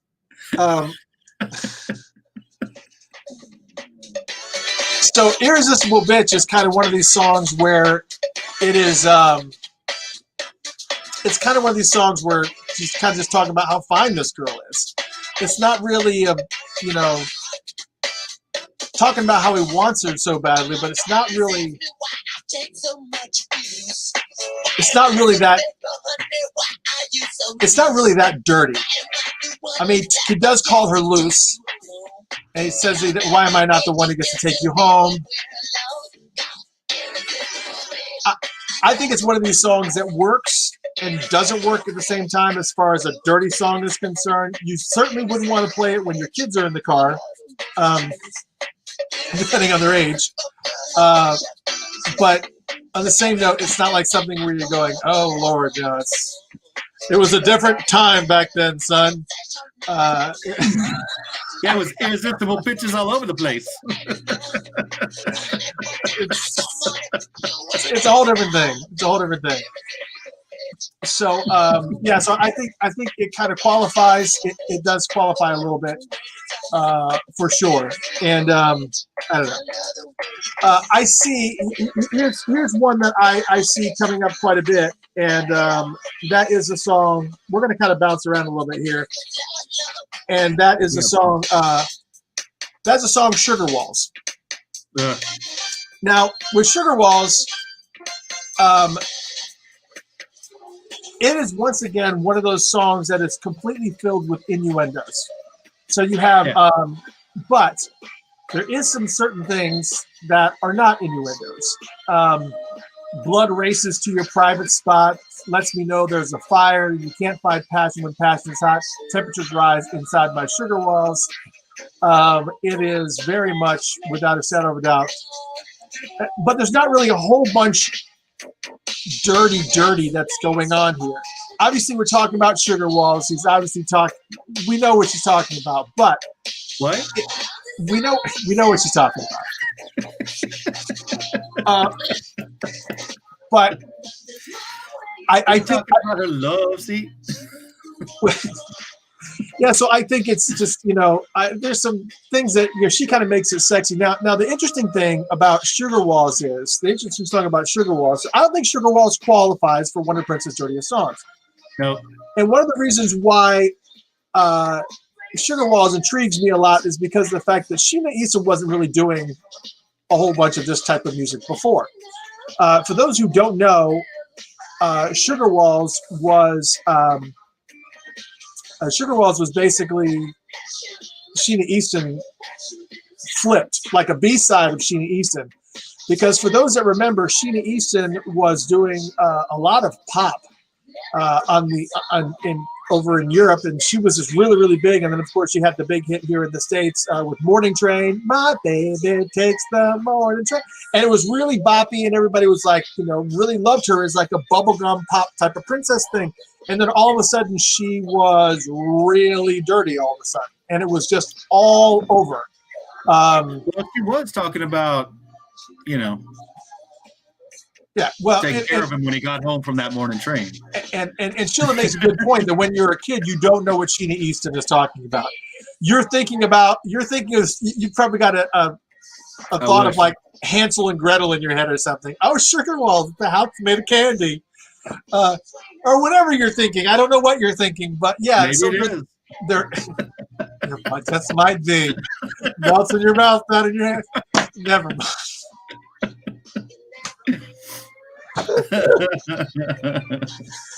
Okay, never mind. Anyways, Sugar Walls came out. I don't know what year Sugar Walls came out. Let's see if we can kind of look that up. Sugar Walls release date. 83, 84. Let's see. Sugar Walls release date was 1984. So if somebody was asking how old I was in 1984. In 1984, I was 16. I was 16 in 1984. So I wasn't thinking. When I was 16 in 1984, I wasn't thinking about Hansel and Gretel. I knew what you was talking about. There was no secret. I knew what was going on. That was a great show. Yes. Hansel and Gretel? What's cool about? Yeah. What's cool about this, though, and I hope that this actually comes out at some point in time, is Sheena Easton actually recorded an entire album with Prince along the same lines of Sugar Walls. And so there is an album that is sitting in the vault that is unreleased because Sheena Easton wanted to build on that momentum from Sugar Walls. And so she made an entire album that's kind of a little bit gritty and dirty and dark, and still had that kind of Madam X type of Madam X, Climax, Mary Jane Girls type of vibe going on. And it really bums me out that that album is sitting in the vault, because I would love to be able to hear it, because Sugar Walls was awesome. And I think Sheena Easton had a really good voice to kind of push through some of that. I think it was anyways, it was just a good one. So yeah, somebody mentioned Horny Pony there, which that one's more about a dance called the Horny Pony, so it's not. Yeah, it's a little bit different. And I see somebody, and then Carrie here said "sexy MF." Again, that's just one of those things where, yeah, it's okay. Let's talk about. Well, that's really more about the language, Yeah, so let's switch gears to one that's definitely on the list. If not because it's necessarily filthy, dirty, but because of the fact that it set a precedence that all others would have to follow. And we are talking about Darling Nikki. Okay. We are talking about Darling Nikki. So Darling Nikki broke a lot of ground right out the gate. Broke a lot of ground. Just sitting in that lobby. Yeah, to start with, the vice president at the time was Al Gore, and his wife Tipper Gore was very hardcore conservative Christian, upper crust white lady with her huge hats, and oh my, she was definitely a different type of individual. But she happened to walk into, I'll just leave it at that. She happened to walk into the bedroom of her daughter, Tipper Gore. She happened to walk into the bedroom of her daughter while her daughter was listening to this song, Darling Nikki. And of course, she walked into the room as the lyric. She was masturbating in the hotel lobby, masturbating with a magazine. And Tipper lost it. And so Tipper decided to use her prominence to put together the PMRC. I forgot the Parental Music Rights or Rating something PMRC. She's the reason we ended up with all the damn stickers.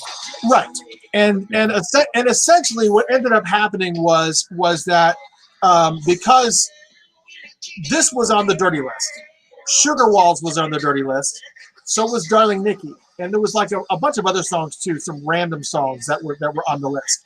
And one of the songs that was on the list that's just crazy, Rocky Mountain High by John Denver. Yeah, so she had her own thoughts about what she felt was dirty and whatever. But because of that happenstance of her walking in a room where her daughter was playing Darling Nikki is the reason why those explicit stickers are put onto records to this day. So Prince pretty much almost single-handedly had a hand in people having to put those stickers on albums in order to, so the parents would know what their kids were buying. And that's just crazy. Just total. I just think that's insane. And of course, artists all over the world are like so thankful to Prince that happened, because whenever a sticker landed on an album, they knew that they were going to get more sales because more kids were going to go out and buy it because that friggin' sticker was on it. So that all being said, Darling Nikki, absolutely, it talks about a whole sexual jaunt. I use that word jaunt again. I've used it twice in 2 weeks now. Do you have like one of those calendars? Like a word a month calendar for January 2021. Jaunt's the word of the month. Jaunt's the word of the month. So yeah, real loud. Ah! So there's anyways, so then of course then he has to top it off by closing the song that's already got all the sexual connotations in it, closing the song with backmasking that if you play it talks about Jesus coming back. So it wasn't just because the churches at the time in the 80s, I don't know if anybody was active in the churches back in the 80s like I was, but that they had a big, massive drive where they were talking about how rock and roll music was hiding messages in music. So if you played the records backwards, there was all these messages from Satan that were. You took me to this thing at your church where they did that. I remember this, and they were like telling us about all kinds of crazy stuff that they really, really hated Stairway to Heaven. I remember that. Oh yeah, because according Stairway to Heaven, they were like, "This is the most satanic song ever," and I'm like, "What?" Yeah, that's because of the fact that according to them, Stairway to Heaven, the entire song is in some other language backwards, and it talks about all types of Satan. You can play, and they had the focus one was another one, Bites the Dust. If you played that backwards, it says decide to smoke marijuana. But anyways, so here is Prince made this song that's got all these sexual connotations in it, and then at the end they have this backmasking that talks about Jesus coming back, and it just freaked everybody out. I mean, just freaked everybody out. So he had a lot of these different things that he was doing that really was kind of messing with people, and that was that. I've seen the song come up quite a bit. So Trump belongs on there. Yeah, so we're adding Darling Nikki to the list, and we already did that. Well, no, we haven't done that yet, but we're doing it now officially. We're doing it. Okay. We're doing it now officially. It is officially on the list. Darling Nikki's on the list, according to Chris. And now we're gonna come. And now we're going to be talking about Prince's song "Come" and the lyrics, and this kind of you have a. I've got obviously the song starts. It's When you lay down, I'm gonna tell you what to feel. Blah blah blah. Licking you inside, outside, all sides, up and down. With my tongue in the crease, baby, I go round. When I go down, down, down. When I suck you there, I don't want to hear you scream. My tongue's going to do things you've never seen. Can I suck you, baby? Can I fuck you, baby? I want to suck you, baby. Shout it out. Splendid, open-ended, celibate friend. No more will you cry. Pretending not to know when I blow it in your eyes. Like a strawberry cum, chocolate, fender jazz, mashed potato fuzz tone all over your thighs. Oh, baby, that's the only cum I know when I'm deep inside that. Yeah. That's the only time you go. Okay, so it's no wonder there's a puddle there. You should do that, baby. Fuck it on the floor. Or better yet, why don't we do it in the chair? You should get that shit started. You can change your underwear. Yeah, you can always change your underwear. It don't mean you're rep just because you be Tyler Wacker sucking is all you want. All it will mean is that the one that come before me never made you come. Okay, so there's come. But there's more. Of course there's more. Because I think that that one's good, but then like if you go to 18 and over, which is basically a continuation to come.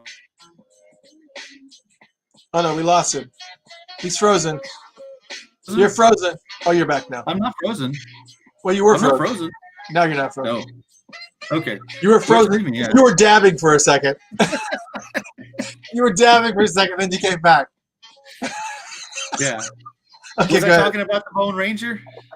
Yeah, I don't know. You were talking about 18 and over. You were talking about maybe there was a lasso in there. I don't know. Go ahead. Okay, yeah. He wants to bone you.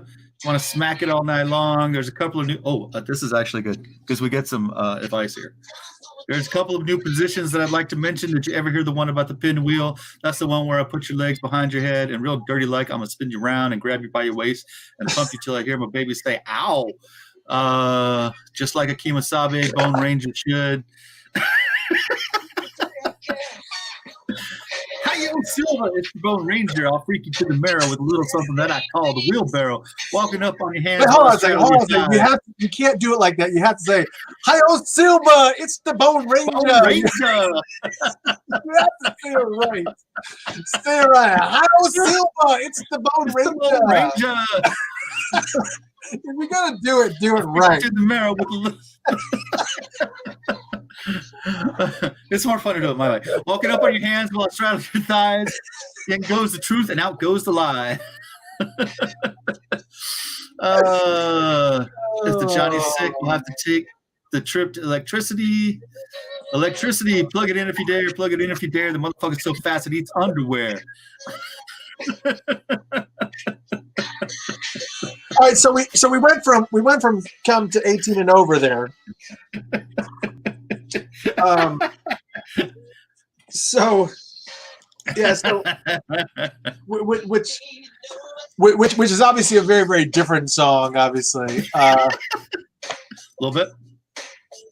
Anyways, yeah. So I think we can agree that come and 18 and over should probably be on the list. Well, you know, it's interesting. I never really thought about the fact that come and 18 and over could actually be joined like that, because he actually is going. They actually are saying "come in the back," but I never really thought about them being joined together. I don't know why. I never, even when I did the album chats, I don't think that ever that ever crossed my mind. But yes, so come and 18 and over is definitely in there. I want to talk about one, and it is not going to be. I'm not gonna be able to have this one on, because I'm actually pulling this up on Spotify, and I'm not going to be able to play this one. But I'm going to pull up the lyrics to this one, because here's one that is an unreleased song, and let me see if I can do this. Yeah, probably won't. I'm going to be reading the lyrics to a song by Prince that's unreleased called Schoolyard. Schoolyard, have you ever heard Schoolyard? Yeah. Okay, yeah, I feel like Schoolyard, it talks about basically kids having sex on the playground. And which is already kind of disturbing. Yeah, that's about right. Schoolyard is just is on. I think there's one of the reasons why Schoolyard didn't get released is because it's pretty. First off, it's pretty disgusting. Like, for instance, he talks about getting with this girl, and he says, so much for the dance, I started taking off Carrie's pants. And he says, and now, boys and girls, for the graphic part, close your ears if you ain't got a nasty heart. The schoolyard, here we go. Now take a glove, fill it with hot baby lotion, and slip it on. Pull it tight. That's what Carrie was like. One stroke and I was gone. So, I would say that qualifies for pretty dirty. Not only is it dirty, but once again we go into the once again we go into this taboo area where we're talking about young kids having sex. Like, this is like middle school stuff is what he's talking about, which is disturbing on freaking. It's disturbing. It's very, very disturbing. So that all being said, yeah, it's just it's disturbing and it's dirty, and the fact that it's even out there, it definitely paints a picture for sure. So now let's talk about. We got to pull this one up here, because this is one that you were talking about before. The song "Tell Me How You Want to Be Done." Oh yeah. So I'm sure you have the lyrics to "Tell Me How You Want to Be Done." That's also probably got to be on this list. I would imagine is probably got to be in this mix somewhere. "Tell Me How You Want to Be Done," which is basically a continuation of the Continental. Yes. So if you have the, do you want me to? I got it. Are you gonna read those lyrics? Oh, yeah. Okay, so here is Rob Rhythm doing the lyrics for "Tell Me How You Want to Be Done," which also was on the list for Prince's dirtiest songs, as kind of chosen by you guys. But here we go. Tell me how you want to be done. Go ahead.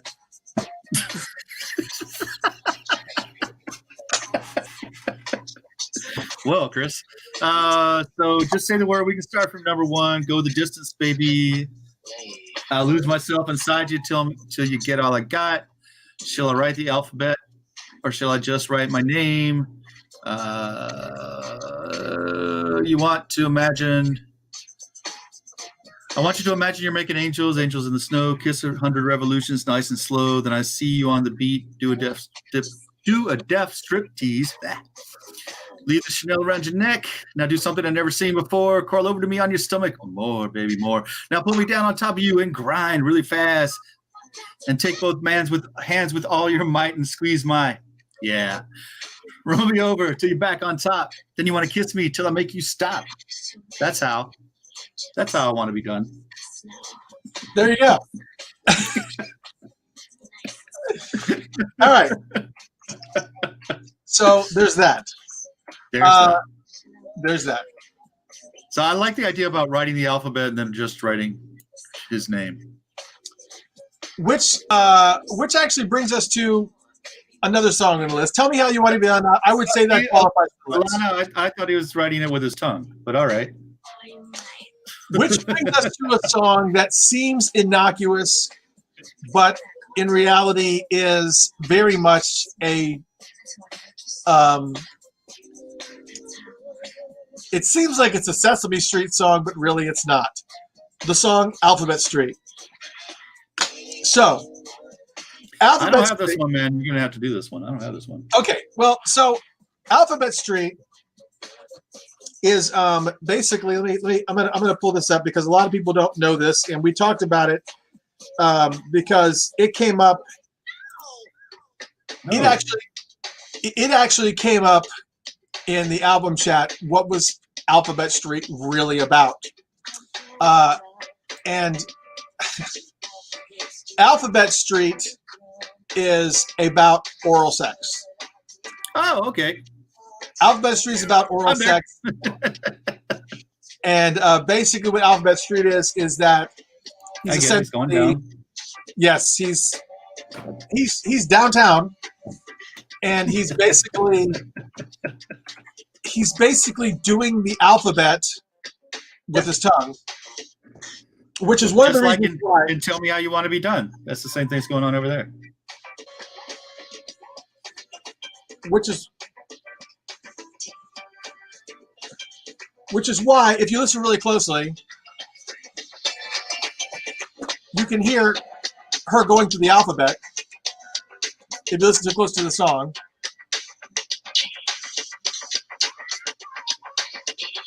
And if you listen really closely, you can actually hear a bunch of mouth noises if you listen closely in the background. Which is why it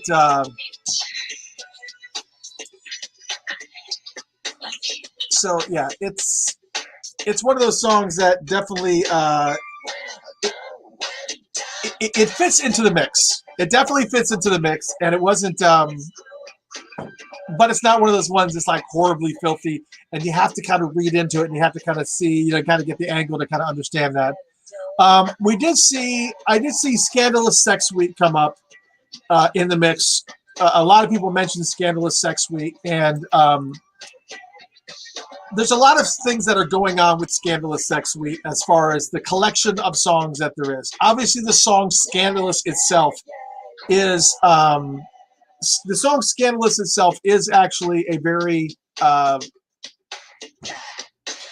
it just really kind of more talks about, he loved to kind of do those things where would be perceived as naughty, and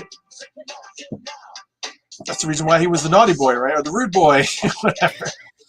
Naughty boy, rude boy, whatever. That's what I was going to call my scale. I was going to call it the rude boy scale. But, rude boy scale. Sorry. That's right, the rude boy scale.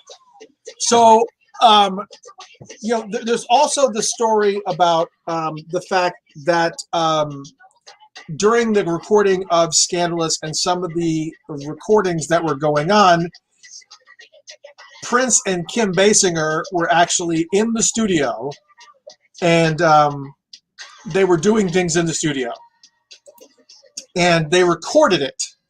Thanks. So, yeah, they were, yes, they it was Prince and Kim Basinger in the studio doing things, and they recorded it. And so a lot of the stuff that you hear on Scandalous Sex Suite, like all the kind of over the top kind of stuff, all the moaning and noises and stuff are actually in the passion part. And yes, in the passion parts and stuff. Yeah, it's all of that is sounds realistic for a very, and this has been talked about from a couple people who were actually at the studio. The sound engineer who came up and had to do some changes to the board and then walk out quickly, and then other people who walked into the studio by accident. But there were stories of Prince and Kim Basinger and Honey, and so that is the legend of that whole Sex Suite. But if you look at the lyrics,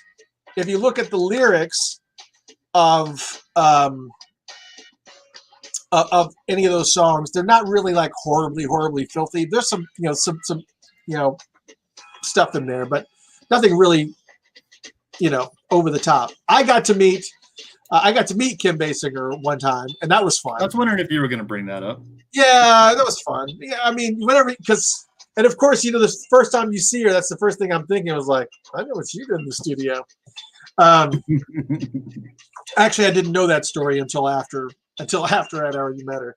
I probably would have been what I thought, but yeah, I got an opportunity to dance with her, even though she danced with me, and I didn't realize that somebody was dancing with me until I was drunken dancing on the floor, and then somebody pushed me on my shoulders, and I looked up, and she's standing right in front of me, and she's like, "Dance!" So I danced a little bit. You were like, "I was." And it was all about. She was like, "Yeah, keep going," and it was like all about like 15 seconds, and then she turned around and walked up and started dancing with somebody else, and she was off, and that was it. And 15 seconds may have been gracious. It was one of these brief, fleeting moments that you look up and there's Kim Basinger standing right in front of you, and you're like, "Oh, hi." So very, very cool. Yeah, Scandalous Sex Suite. It's kind of on there, but it's not. Let's talk about one that absolutely positive. Well, we got a couple more on here. Before we came on the show, we had agreed that we. What are you shaking your head for? We had agreed that there was one song that was pretty much at the top of the list. Yeah, no. Yeah, you're right. Hmm? What are you shaking your head about? We did not come on the show.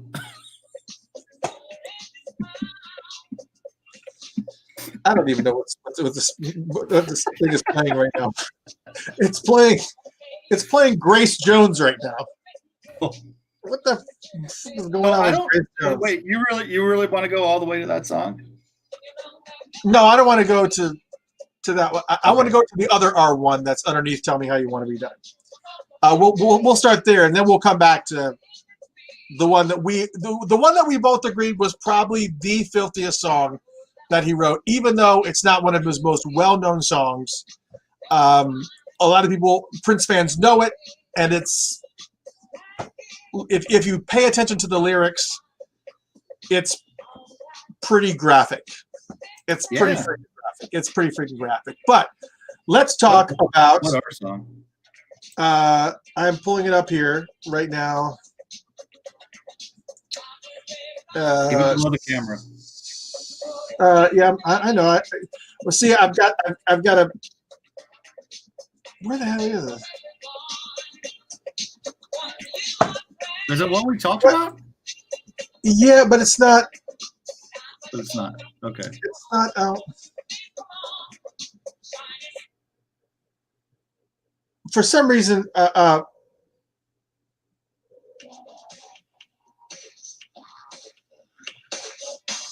well, they keep on. It's just not on here. Well, it's basically off of Prince's Black album, and it is. Yeah, none of the lyrics to Black album are out there for some reason. I don't know why. Yeah, and I don't know why this because it was released. No, but this should be. I guess you're talking about. I guess Black album. You're talking about rock hard in a funky place. Rock hard in a funky place. Yes. For some reason, it's not on Spotify. It's not on Spotify. Right. It's not on Spotify. I don't know why. Yes, so Rock Hard in a Funky Place. Great song, and it is also one of those ones that's got pretty humorous lyrics for sure. But I mean, not like incredibly. I'm pulling it in. Rock Hard in a Funky Place. I'm pulling up the lyrics now. All right. Yeah, I had it, but I don't know where they went. Yeah, so here it is. Does anybody know you're here? The house of the ill repute. Ooh, honey, I'm scared of you. Trying to deal with all your fears, and I guess it's what you get for being cute. Cute. Soaked in banana cologne. I don't know if that's necessarily nasty or not, but it's got a little bit of a vision. It's smelling. You're rock. Basically, no wonder you're all alone. It's written all over your face. You're just rock hard in a funky place. Funky place. Yeah. So it just talks about. It just basically talks about hating to see an erection go to waste. Yeah. It's so while it is technically dirty, it talks about you should have hate to see an erection go to waste. You should have copped a nut in the car. It's got dirty stuff on it, but it's just, it is what it is. So I saw that one come up quite a bit too, but let's just go ahead and just go to it, shall we? Let's just do it. No, I got one more. You got one more? Okay, we got one more. Right. Is there something else that is, I'm trying to see if there's anybody else that's bringing up song. Get Off is one that people keep bringing up. Get Off. Get Off. Yep. Although to me, still not as dirty as some of the others, but yeah. Yeah, Get Off is another one of those ones that's it's just full of innuendos. But he did it enough so that it would be able to get radio play, but still get the message across. So it's just a little bit different. It's a great song, for sure. Which one were you going to talk about again?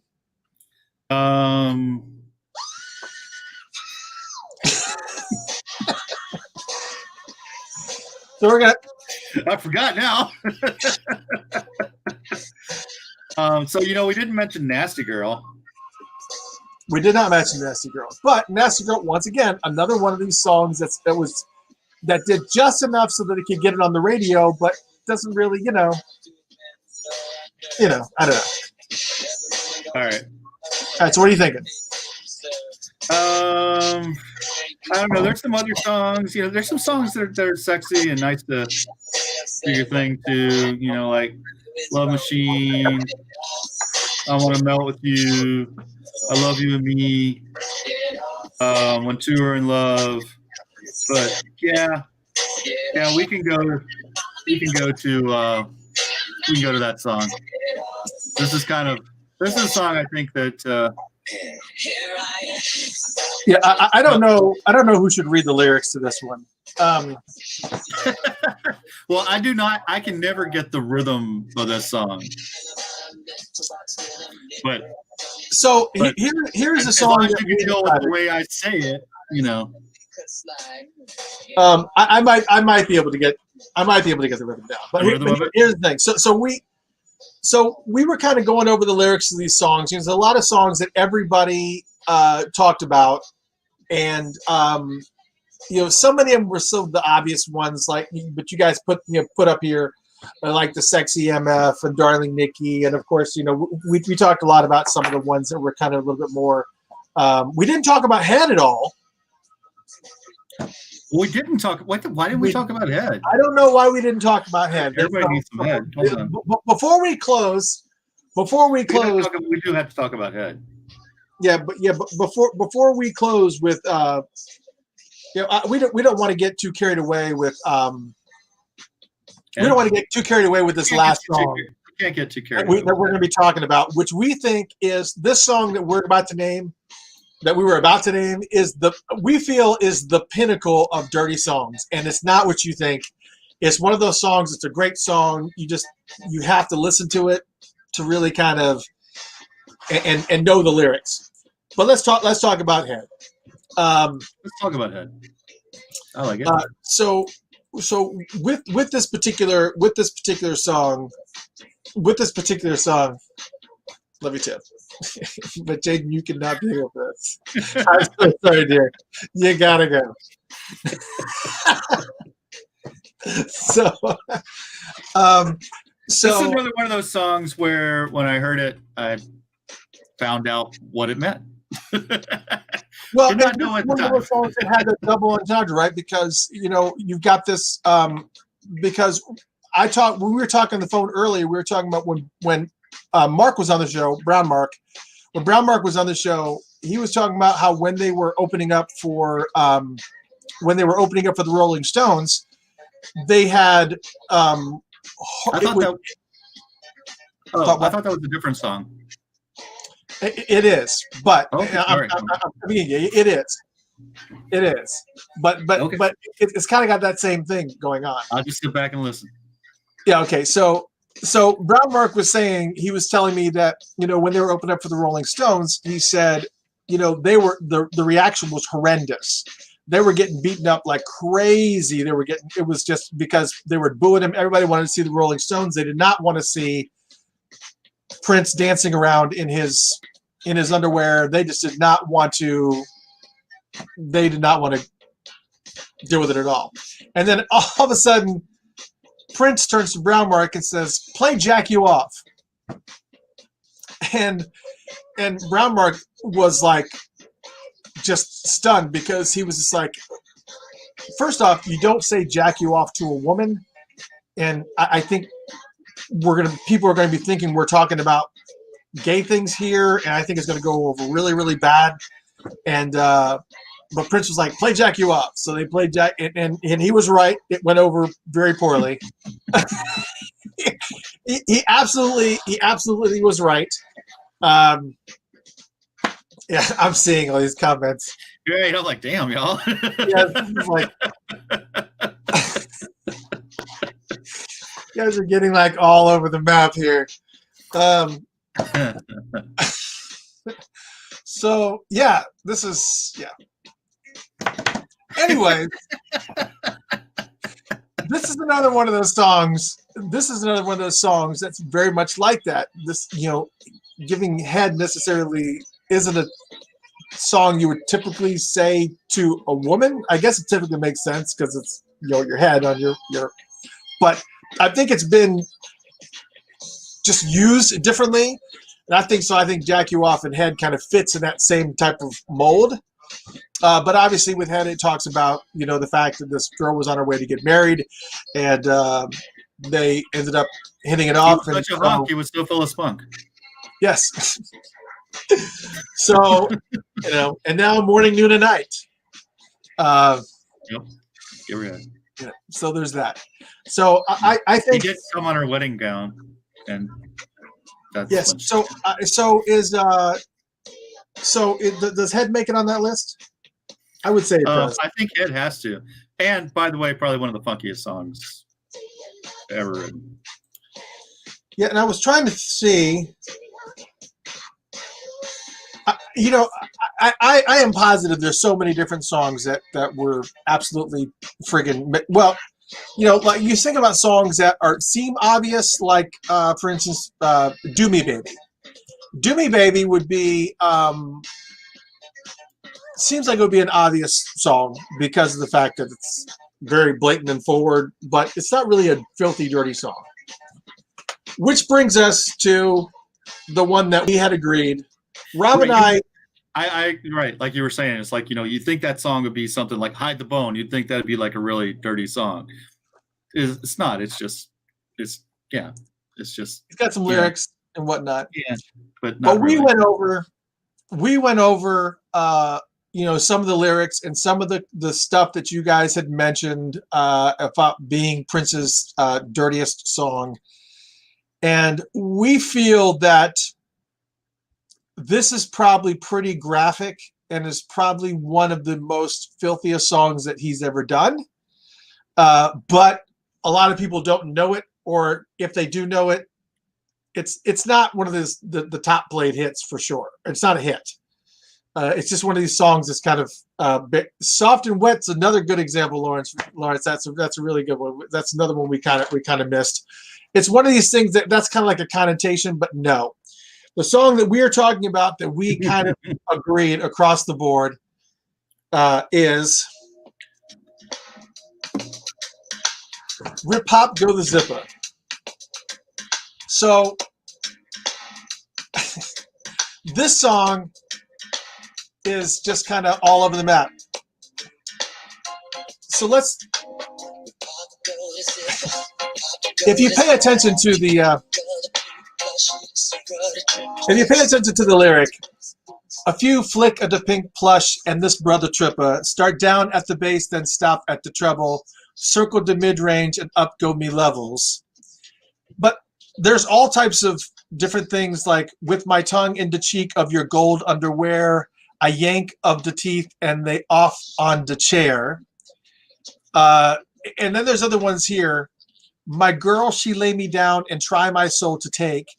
A devil this night she was before as I'm laying there. She take it all right down her throat, right down to the hair. She wouldn't move a muscle for what seemed like days. My heart stopped beating and I died this way. It's just, it's like so, it's like so. You even skipped some parts. Yeah, I did. I skipped a bunch. Yeah, because the part before the tongue in the cheek of the gold underwear is up go the left thigh on me shoulder there, up go the right and me blood pressure there. But yeah, did you want to go on? Or I can go on. Yeah, go ahead. I mean, yeah, I was the down to the hair part was just like, okay, really? That's just kind of over the top. Yeah, it's right down to the hair. Yep, I lay me girl down on the fake lamb fur. It's fake, but it's still soft as what's between her. Lavender oil come from the bottle like I do. Whenever I think about me zipper ripping so good, all down the body and devil between the thighs. Rip a go, zipper, and you get a big surprise. That song it's got to be, without a shadow of a doubt, his most. But it's the way that he says it. It's the way that he says it, and the way that he kind of. You don't think that's what's going on. You can, because I think I probably heard the song probably a dozen times before. Before you started to that, I was like, yeah. Before the lines actually, it was.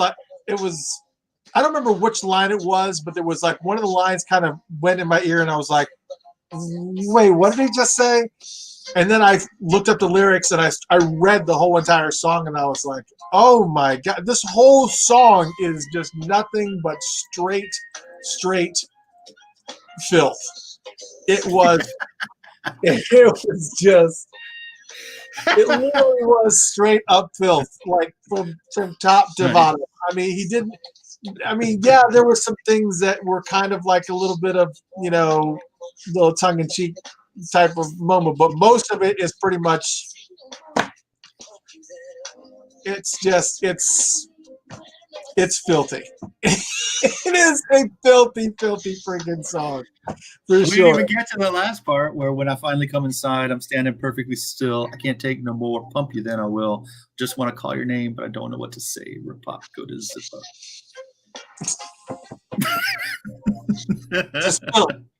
Just plain flat out filth. And see, that was what you probably didn't even. And many people here are probably like, I didn't even think that was a song that really that you wouldn't even thought of. Nobody named it. It is by far one of the most filthy songs that he does, but it's just so raw. It's very descriptive, and it's very it's just filthy. It's just one of these friggin' songs. It's just like, no, just I can't even believe it. I can't even believe you just did that. That's just insane. Yeah, it's it is. It's yeah. Crystal Ball was full of some amazing songs for sure. But they definitely had over, which I kind of feel like might be like kind of in line. Yeah, no, although 18 over is kind of more like it's kind of like it's kind of like Dr. Ruth's Guide to Sex, because it's like, okay, so this is the pinwheel, and all right, this is the ew. We're talking about the pinwheel. And the wheelbarrow. So it's like he's like just describing a bunch of positions. Yeah, so I mean, yeah, I think, you got, and I think a lot of people had named Poom Poom in there. Again, one of those double. It's it's a great song. Da Bang was another one that I think a couple of people had named, but I can't. And what was it? Somebody mentioned I Want to Melt with You. Which, yeah, there's some. Is that Tick Tick Bang? What song is that? Which one? Bang All Over You. Oh yeah, that's Tick Tick Bang. Yeah, Tick Tick Bang. Yeah. Yeah, Tick Tick Bang. So this one also, Tick Tick Bang also kind of qualifies a little bit in that mix of two. You're such a big tease. You get me all excited, then you go home. You're like ice cream. I got to get you before you're all gone. You're such a bombshell. If I ever get you, there's no telling how long I'd last before I tick, tick, tick, bang all over you. You ain't no cheap thrill. Every time you tick, I'd rather you bang, but you leave me in a fire sweat. You're like a good pill. All I need is to, and I'm so into you. You're the best stuff I could ever get. It's just, before I tick, tick, tick, bang all over you. It's just, yeah, I think Tick Tick, I mean, that's one of those songs that just kind of, that's up there too. I think Tick Tick Bang is kind of, but again, it's just, I just think Republic Zip It is just so much, it's I don't know.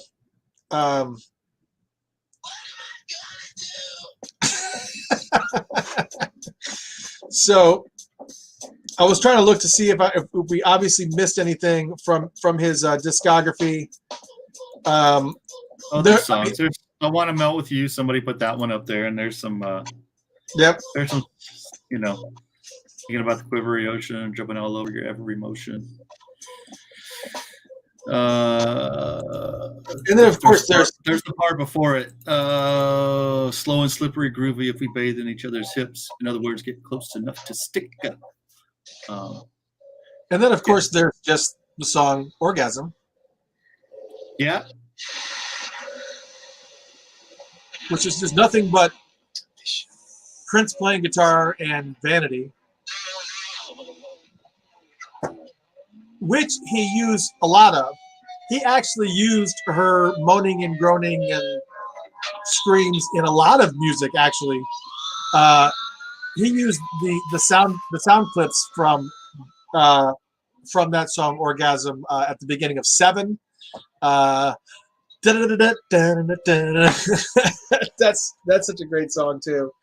But it's just got the moaning and stuff. But yeah. Anyways, it's got the moaning. It's got the moaning and stuff. I was trying to think. When Two Are in Love. That's not really. Yeah. What was one that you just mentioned? Who, me? Yeah. You I Want to Melt with You. I Want to Melt with You. Yeah, there's one you mentioned right after that too. I mentioned one after that. That was me. Yeah. was trying to see, there was something else that yeah. So anyways, there's a it's like, are you playing a porn in the background? Yeah, it's a song. It's a song. What are you watching over there? Nothing. What makes you think I'm watching something? Leave me alone. Never mind. You know, I almost I Oh my! did not. How did you do that? You know, I almost included Temptation, but yeah, well, because it gets weird towards. Well, actually, the whole song's about sex, but I said we keep on talking over the soundtrack too.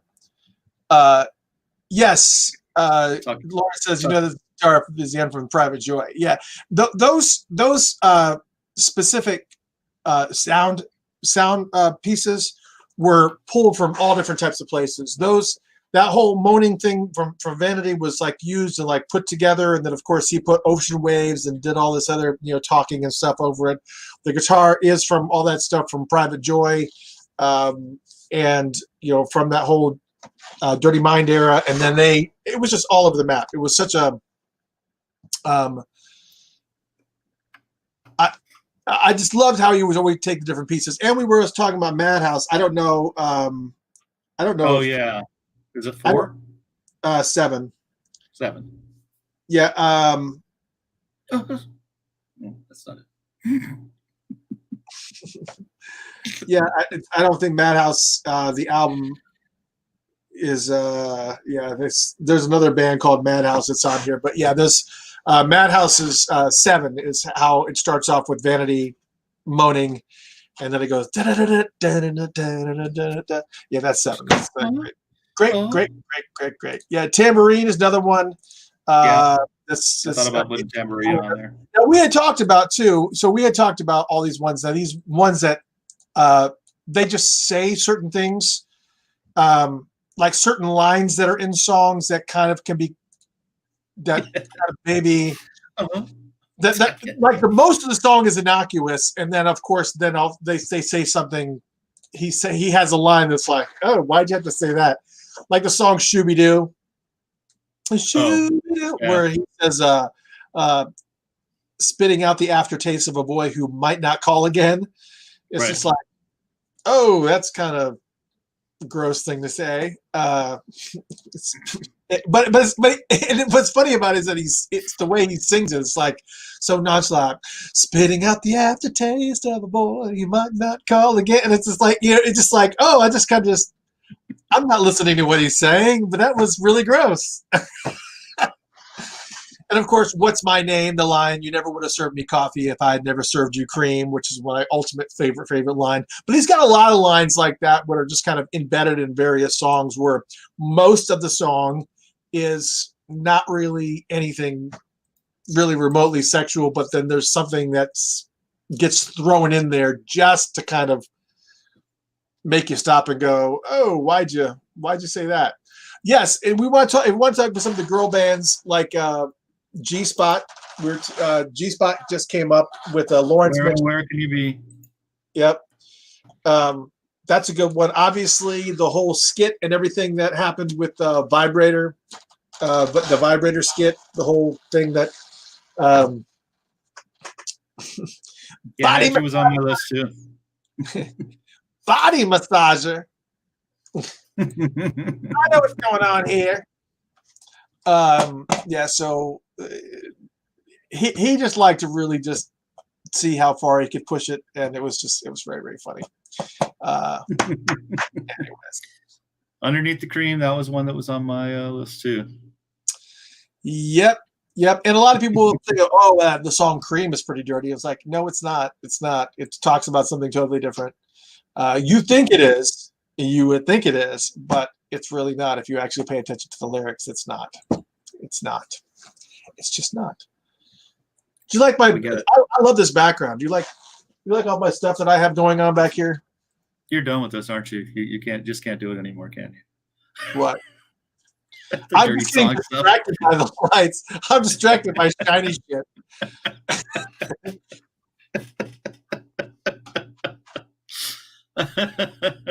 Squirrel.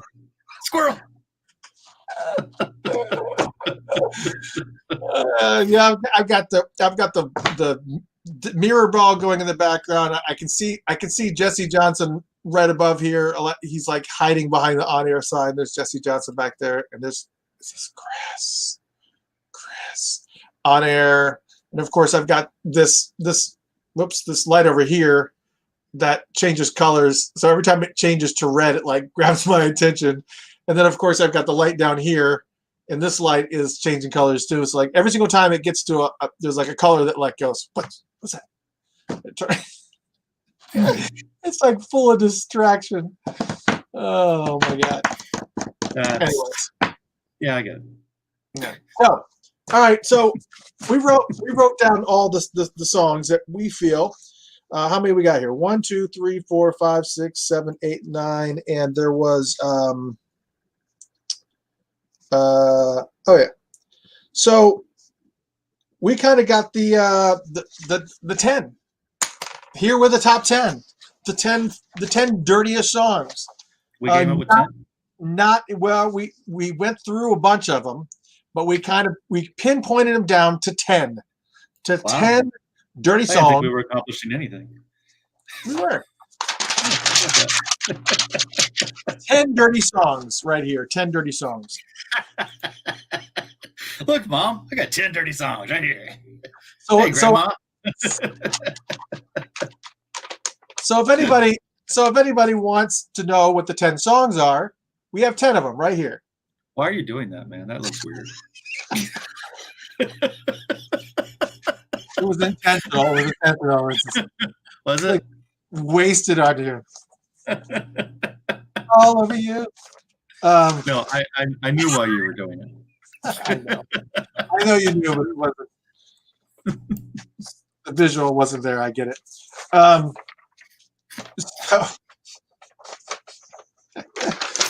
I don't have anything more phallic in my office. If I did, I'd go with that. But anyways, so here was the top 10 that we feel are the most filthy. So here we go. Okay. Top 10. Top 10. We started off with Erotic City. Erotic City was on the list. Erotic. That's a good one. It was a good one. Now we didn't do Jill Jones or Apollonia or Vanity. We could easily have done that. While Sugar Walls we did mention Sugar Walls. We did talk about some of them. We want to talk about specifically Prince songs. So maybe we'll put up this list. So if you have that pervy friend who wants to know, hey, what are some really dirty songs? What are some really dirty songs that Prince does? Can you help me out? And go, yes, I can. Here's 10. Take your pants off. Here we go. All you gotta do is turn on the radio. I mean, not the. I mean, we're a far cry from WAP. I mean, right, exactly. Yeah. But let's face it. If it wasn't for Prince, I really honestly think that if it wasn't for Prince pushing these boundaries, and we mentioned this before when we were talking, that there wouldn't be a WAP. There wouldn't be. There's all these people that are pushing these, trying to keep on. It's just wiggle, wiggle, wiggle, wiggle. Anyways.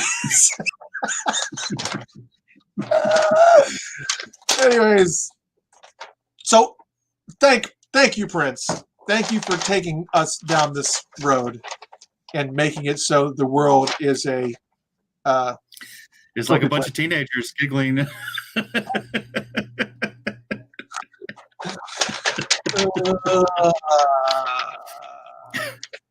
Yes. Okay. I'm sorry. We got to be. Sorry. That's not sex positive. Why be perfect? Lawrence is just wants to. Never mind. Anyways, just look it up. Just go to Google and say, what does WAP mean? I think we've said enough we've had enough filthy things on this. Surprisingly enough, the profanity was at a minimum this show. Surprisingly enough, it was all innuendos and just very descriptive, but not profane stuff. We didn't do any like a bunch of F-bombs or anything like that. It was pretty much.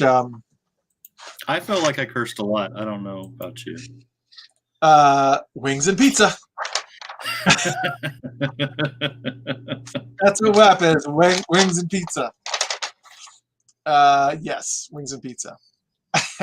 Wings and All right, pizza. so here it is. Top 10. You got. I don't think I can tell my wife I'm ordering WAP though. She's gonna get kind of pissed.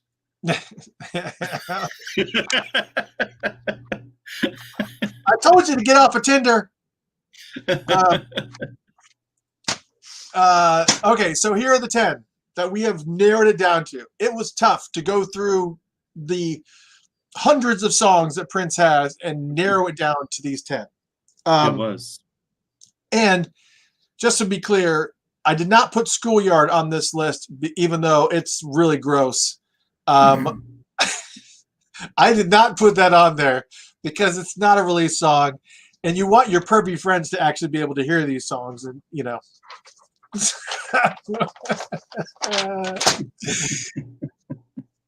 never mind. Erotic City, that was one of them. Erotic City. I remember that one. Should we do this like from 10 down to 1? We have to name these. I don't know. I tried to kind of start out going like, I don't know. So we know it's number 1.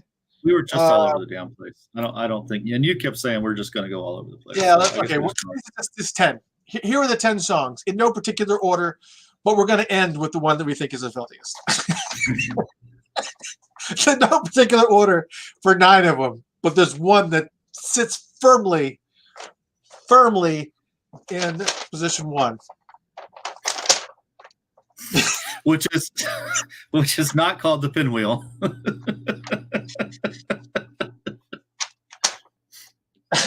What's that lyric? That lyric has escaped me. Because I keep hearing him saying the one about the pinwheel, and he says something real. I can't remember.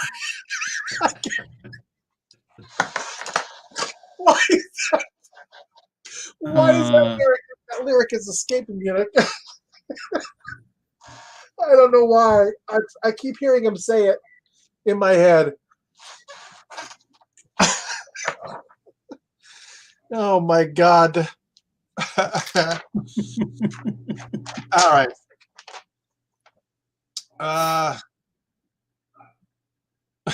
Anyways. All right, here it is. Kind of stopped at 17, I think. Okay, never mind. Erotic City, that's number 1. Erotic City. Number 1. No, well, whatever. It's one of them. Of the 10. Number 2. Let's Pretend We're Married. That but it's not number 2. It's not at number 2. It's not a number 2. It's right. It's somewhere in the between 5 to 8 range. It's in the mix. I had to place it in that range. It'd be somewhere in 5 to 8. Actually, it would probably be in 3 to 5 range, probably, because it's pretty he's pretty graphic there. Let me taste it out of your mouth. But I think when you start saying stuff like that, and when you kind of add that in, you've removed all the mystery. At that point, I think that's pretty much direct. I would probably say that probably falls somewhere between the 3 to 5 range. That's just that's where I'm putting that one. All right, so Erotic City, Let's Pretend We're Married.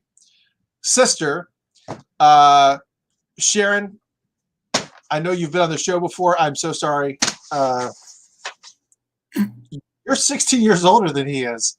So certainly you had to when that song came out, you certainly had to say, please tell me you're not talking about me. Because I don't.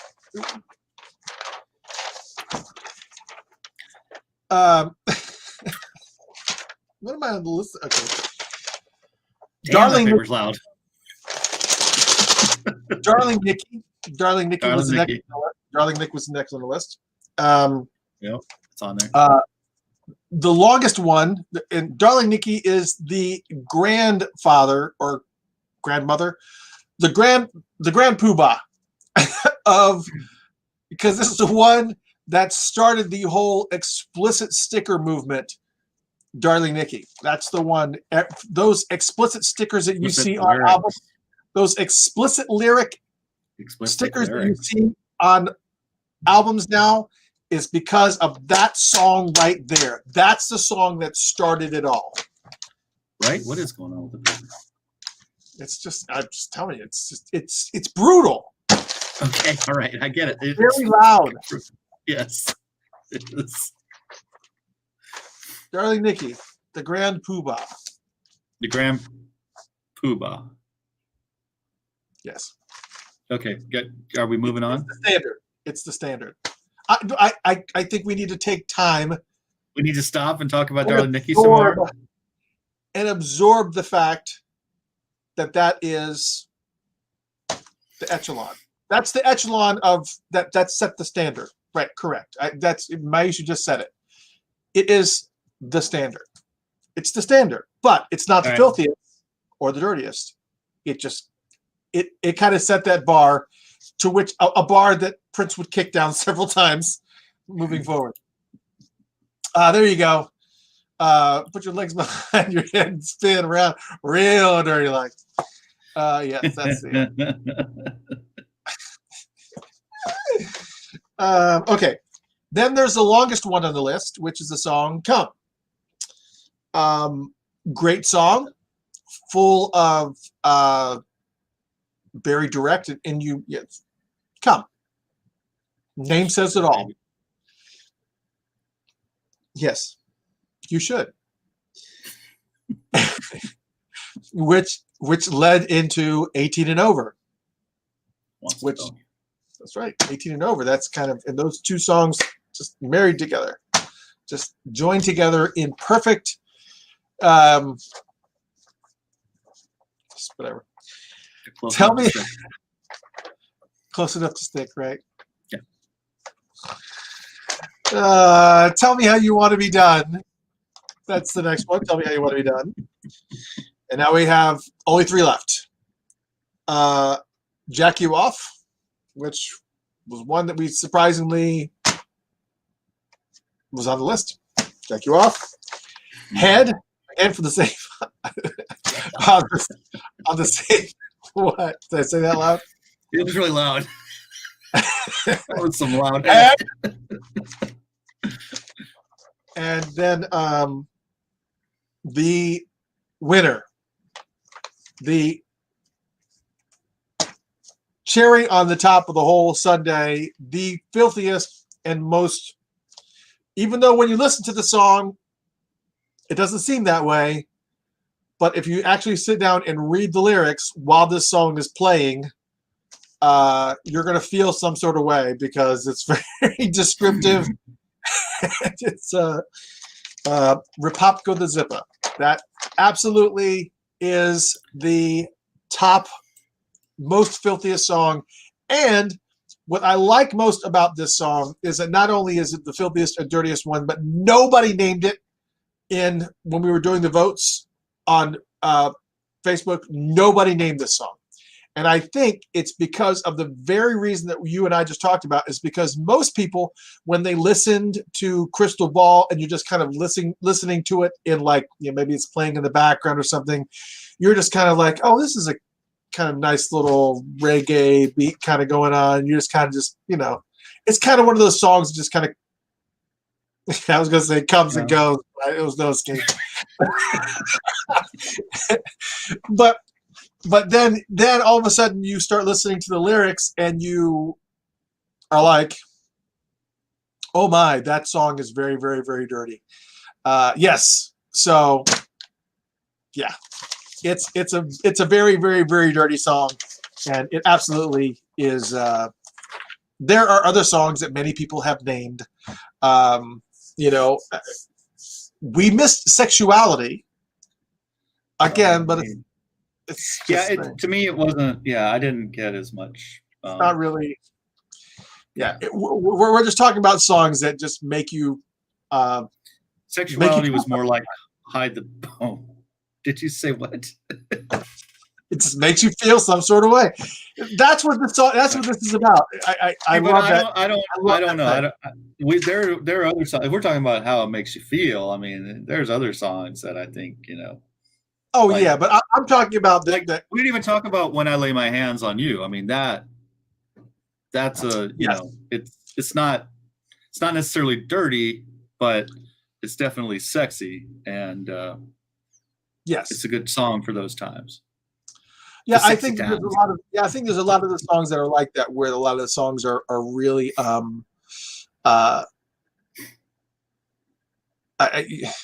it's just about the content and the fact that it's very, very R-rated, and that it kind of, I guess there is like sort of like a, we were talking about, it's like watching two kids looking through their first Hustler magazine type of thing, where you're kind of like, I guess it's where you were when you first heard it, that kind of the impact it kind of had on you was kind of like, oh, maybe I shouldn't be listening to this, or I don't. It's just kind of one of those things that kind of pushed the boundaries of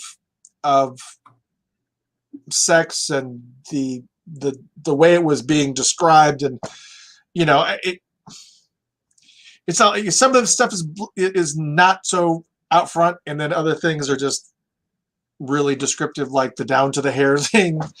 It's just, I don't know. We will put up this top 10 list. Maybe I should put it in some sort of order. I feel like I need to put it in some sort of order, but I don't even know where I would even start. I honestly do not know where I would start to put this in order. I don't think I think you can put it up there, but yeah, I don't think it's in order yet.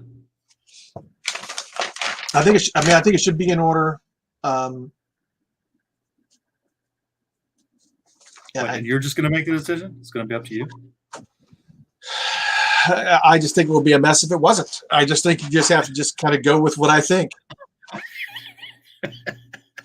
Yeah, that sounds like you. Yeah, that's my list, and fuck you. Yeah, right. Fuck it. That's your fucking list. My fucking site, my fucking station, my fucking radio station. Everybody just says, yeah, everybody just kind of, yeah. I would love to run a poll on, Maisha said we should run a poll on Facebook. Yeah, I believe it. But the problem is that the other songs would win over Rapopka the Zippa, and if you actually read the lyrics, if people spent if people just looked at the list of songs and saw Erotic City and Let's Pretend We're Married and Darling Nikki and Come and all those songs, but weren't really familiar with the lyrics of Rapopka the Zippa is not going to end up in the top 5. And it's just that song. That's the filth is the only word that I can think of for that song. It's just so freaking dirty. It's just like, there was a couple of people. I wish I could remember her name, but somebody mentioned that she thought that if you're male, you'd think Rapopka the Zippa, I can't say it right now, was the dirtiest song, but that if you were female, you would think Come was the dirtier song, which I thought was kind of interesting, and I'm like, I can definitely see where they're like different perspectives there. So I don't know. We might have people say Come and 18 and over are, although it's kind of hard to separate those two in my mind. But yeah, because what if you're 17 and you're not, doesn't qualify? Then I don't want to bone you. You ain't getting the Bone Ranger. I don't Ranger. I don't feel by our Ranger.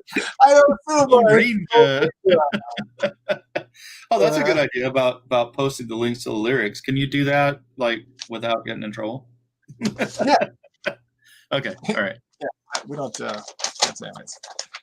Yes. Rodney mentioned super cute. I don't think.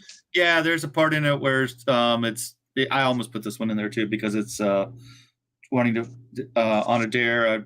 I asked her. I can't remember the lyric. asked if she would share the toys she uses when I'm not there. None at all, she swears. And then there's a part about the toy against her curly hair. Yeah, that's all I got. But yeah, I can't remember the whole thing. Yeah, he's got a bunch of those songs that just have that kind of qualifies though as one of those songs that, for the most part, the song overall isn't that dirty, but then there's always one line in there that makes you go, okay, yeah, you had to do that, didn't you? That was part of what I ran across. A lot of those where it's like, there's just like this one part or this one, and I was like, but yeah, you're not getting. It's gotta go. You got to go further than that. All right, so there's your 10. There's your 10. Erotic City, Let's Pretend We're Married, Sister, Darling Nikki, Come, 18 and Over, Tell Me How You Want to Be Done, Head, Jack You Off, and Republic of the Zip Up. So those are the 10 dirtiest songs that we could come up with, for sure. For now. For now. There could be a part 2, I'm sure, but, there's that. So let's briefly make sure that we go quickly talk about just a couple more of the news items.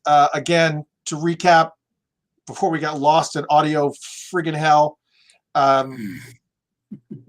just think what I'm going to have to do from now on moving forward is that we're not going to do this show anymore on the radio station unless I'm doing something where it's only me specifically doing the audio and I'm just talking, and I'm doing a solo show like an album chat. An album chat is different because it's just me talking. I can go directly into the mic. I can flip between the songs, and that's just a little bit different. But I think shows like this, that doesn't need to be on the radio. I think it's kind of pointless to be on the radio. We could capture the audio and then maybe put it on the radio later. I don't know. I just think that it's just causing too much of a nightmare. And every single week we have audio issues that fucking eat up like 20 minutes of airtime. And so people are joining us from all over the world. They're just looking at us going, they're like, what the hell's wrong with these people? Yeah, I can hear you now. No, I can hear you. Can you hear me? Can you hear music? No, I didn't hear music. Check. Such a waste of time. Check 1 2. So we can actually do it this way, and it's not. So this is literally just the camera and the audio mic on the actual camera. This is not even a mic that's tied to the station at all. And the radio has just been playing regular music, and we'll post the shows later at some other time, I guess. Post them. I don't know. We'll figure something out, but it's just silly. I don't want to waste anybody else's time, and it's much more fun just to kind of get right into the show. Instead of worrying about, because everything goes haywire once we put the radio in the mix. That's when things go haywire. We always have everything's working great, everything's going well, and then all hell breaks loose. So we'll just take it. Yeah. So a couple of news things. Again, all those things that items, the Funkatopia items that I had mentioned before, the hats and the beanies and the slouch hats, all those new hats that we got, all that stuff is now in the store. So if you were interested in doing the store, and I got discounts on all stuff across the board. So all the Funkatopia gear is in there. Funkatopia.com/shop. You can actually purchase the gear there and enjoy. It's great. It's good stuff. And I slashed the prices, free shipping across the board. So there's nothing that you can buy in the store. You don't have to worry about. Whatever price you see is the price you're going to pay, because it's all free shipping. So there's that. Excuse me. Sorry. If you do not have any plans for Valentine's Day, make sure you go to IamMelvinRiley.com, RILEY, lead singer for Ready for the World. He is actually Ready for the World is actually doing a Valentine's Day show that's going to be performed. That's going to be played on February 13th. It's going to be a live stream show. So if you want to get romantic and listen to Oh Sheila and Tonight and Digital, it's all that stuff is going to be there, and it's going to be great. IamMelvinRiley.com for Valentine's night tickets. PRN alumni, obviously, they are also doing their event. That's important to note, because that is actually coming up this Friday, I think. 13, 14, 15, no, Saturday. Wide-Eyed Soul, prnalumni.org, Wide-Eyed Soul is doing an event where they're going to be talking about all kinds of topics. It's going to feature Andre Simone, The System, Sandra St. Victor, The Family Stand, and it's going to be moderated by Gail Mitchell from Billboard Magazine. It's a very, very cool event. January 16th, 8 p.m. You can get tickets from them at prnalumni.org. Again, if you do plan to go out to Paisley Park, they are open for business starting this Friday. So they're back to doing touring again, tours of Paisley Park. But if you want to get discounts on the tickets, make sure you use the code FAM2021, FAM2021, to get 20% off on any of those tickets. So if you go to Minneapolis, you can get a discount on those tour tickets for Paisley Park. And also make sure that you load up princecelebration.com on your phone, because we have an interactive map that shows all of the things that all the Prince landmarks all throughout Minneapolis area and St. Paul area, and of course over near Chanhassen as well. All the Prince statues and murals and hangouts that he used to, all his old, the Purple Rain House, First Avenue, all the places that you need to stop that Prince would go to on a regular basis. All that stuff is on the map. It's very, very cool. princecelebration.com, and you can just put that on your phone, and you have the map right there on your phone. You can plan your whole entire trip. So lots and lots of cool stuff. And I couldn't think of what else I was going to talk about. I think that's it. Oh, make us some radio station bumpers. We want your bumpers. Just make little 15, 20, 30-second bumpers saying, hey, this is so-and-so, you're listening to Funkatopia, say something funny, have a good time. We want more bumpers to put on the radio station, so please make sure that you put up your bumpers. Thank you so much for everybody that stopped in. Wally Safford. Wally, where'd you get those glasses? Safford's in the house. I'm pretty sure he saw a lot of that filth up close and personal, front row. And remember, next week, Lawrence Worrell, he's right here in the chat room, right here. Laws in the house, LAW in the house. You're definitely gonna want to tune in, because he is going to be here next week. He is the special guest. Many of you actually know him as he's a singer, rapper, dancer, producer, and he's the lead singer of 420 Funk Mob and the Enema Squad, part of George Clinton's legendary P-Funk camp. And he also used to play with Amy Winehouse, and you've seen him probably perform on Amy Winehouse and all the shows that she's done. But yes, Law is going to be here in the studio, not in the studio, but in this studio here next week. This Squarespace. Maybe that's Squarespace. Maybe my Squarespace will be here, and then Rob's will be down here, and then Law's will be over here. We'll figure it out. We're going to be having, but Law's going to be on the, and we're also going to, it's not just Law, we're going to have a lot of other things too. So a lot of cool things that are going to be happening next week. I hope you guys will tune in. And that's it. Those are the 10 most filthiest songs from Prince that we just got done talking about. We will put up the list for you so that you guys have it for, just for when, it's one of those nights where it's cold and the kids are gone and you're alone and you just want to feel some sort of way. We got 10 songs. You got 10 songs that will get you there. 10 songs. And we'll put that up there. So all that awesome stuff is going on. And man, Rob, another great show. A lot of fun. Yeah. And I'm going to, we will repost this video. I'm going to edit the shit out of it. And especially in the beginning, we're just going to just. Oh, yeah, you got to take a lot of that shit out. You're right. The first 15 minutes, I can just go chop. And, I think this approach is fine. There's no need for me to do anything. I just got the camera and the audio right here. I can hear you fine. Everybody can hear you.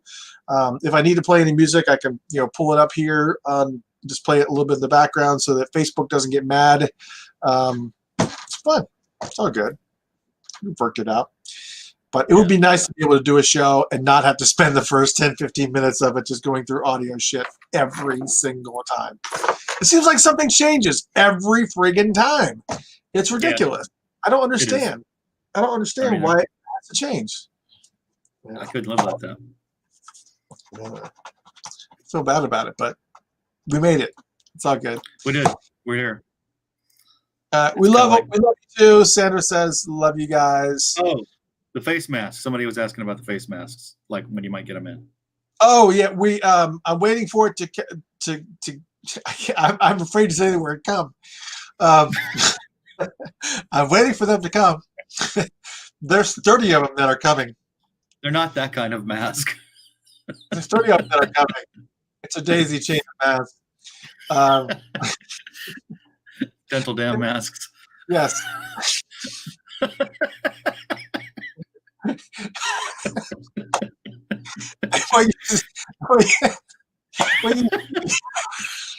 That'd be the perfect little gift to give out. That and condoms. Funkatopia dental show. dam, right? Yeah. Yeah. Oh my God. Okay. Yeah. No, that's not going to happen. But anyways, yes. So we're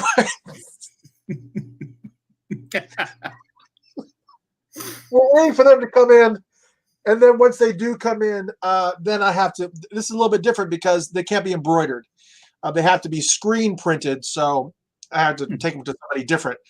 You can actually embroider face masks, but if you do see anybody with an embroidered face mask, it's really stupid because to embroider, you have to like poke a bunch of holes in the face mask in order for the thread to go through. So if you see anybody with embroidered face mask, it's a mask full of holes. You don't want to do it with dental. You don't want to do it with dental dams either. You don't want that with the dental dam either. So you have to screen print both our face mask and dental dams. Yes. So to make sure there's no holes in the mask.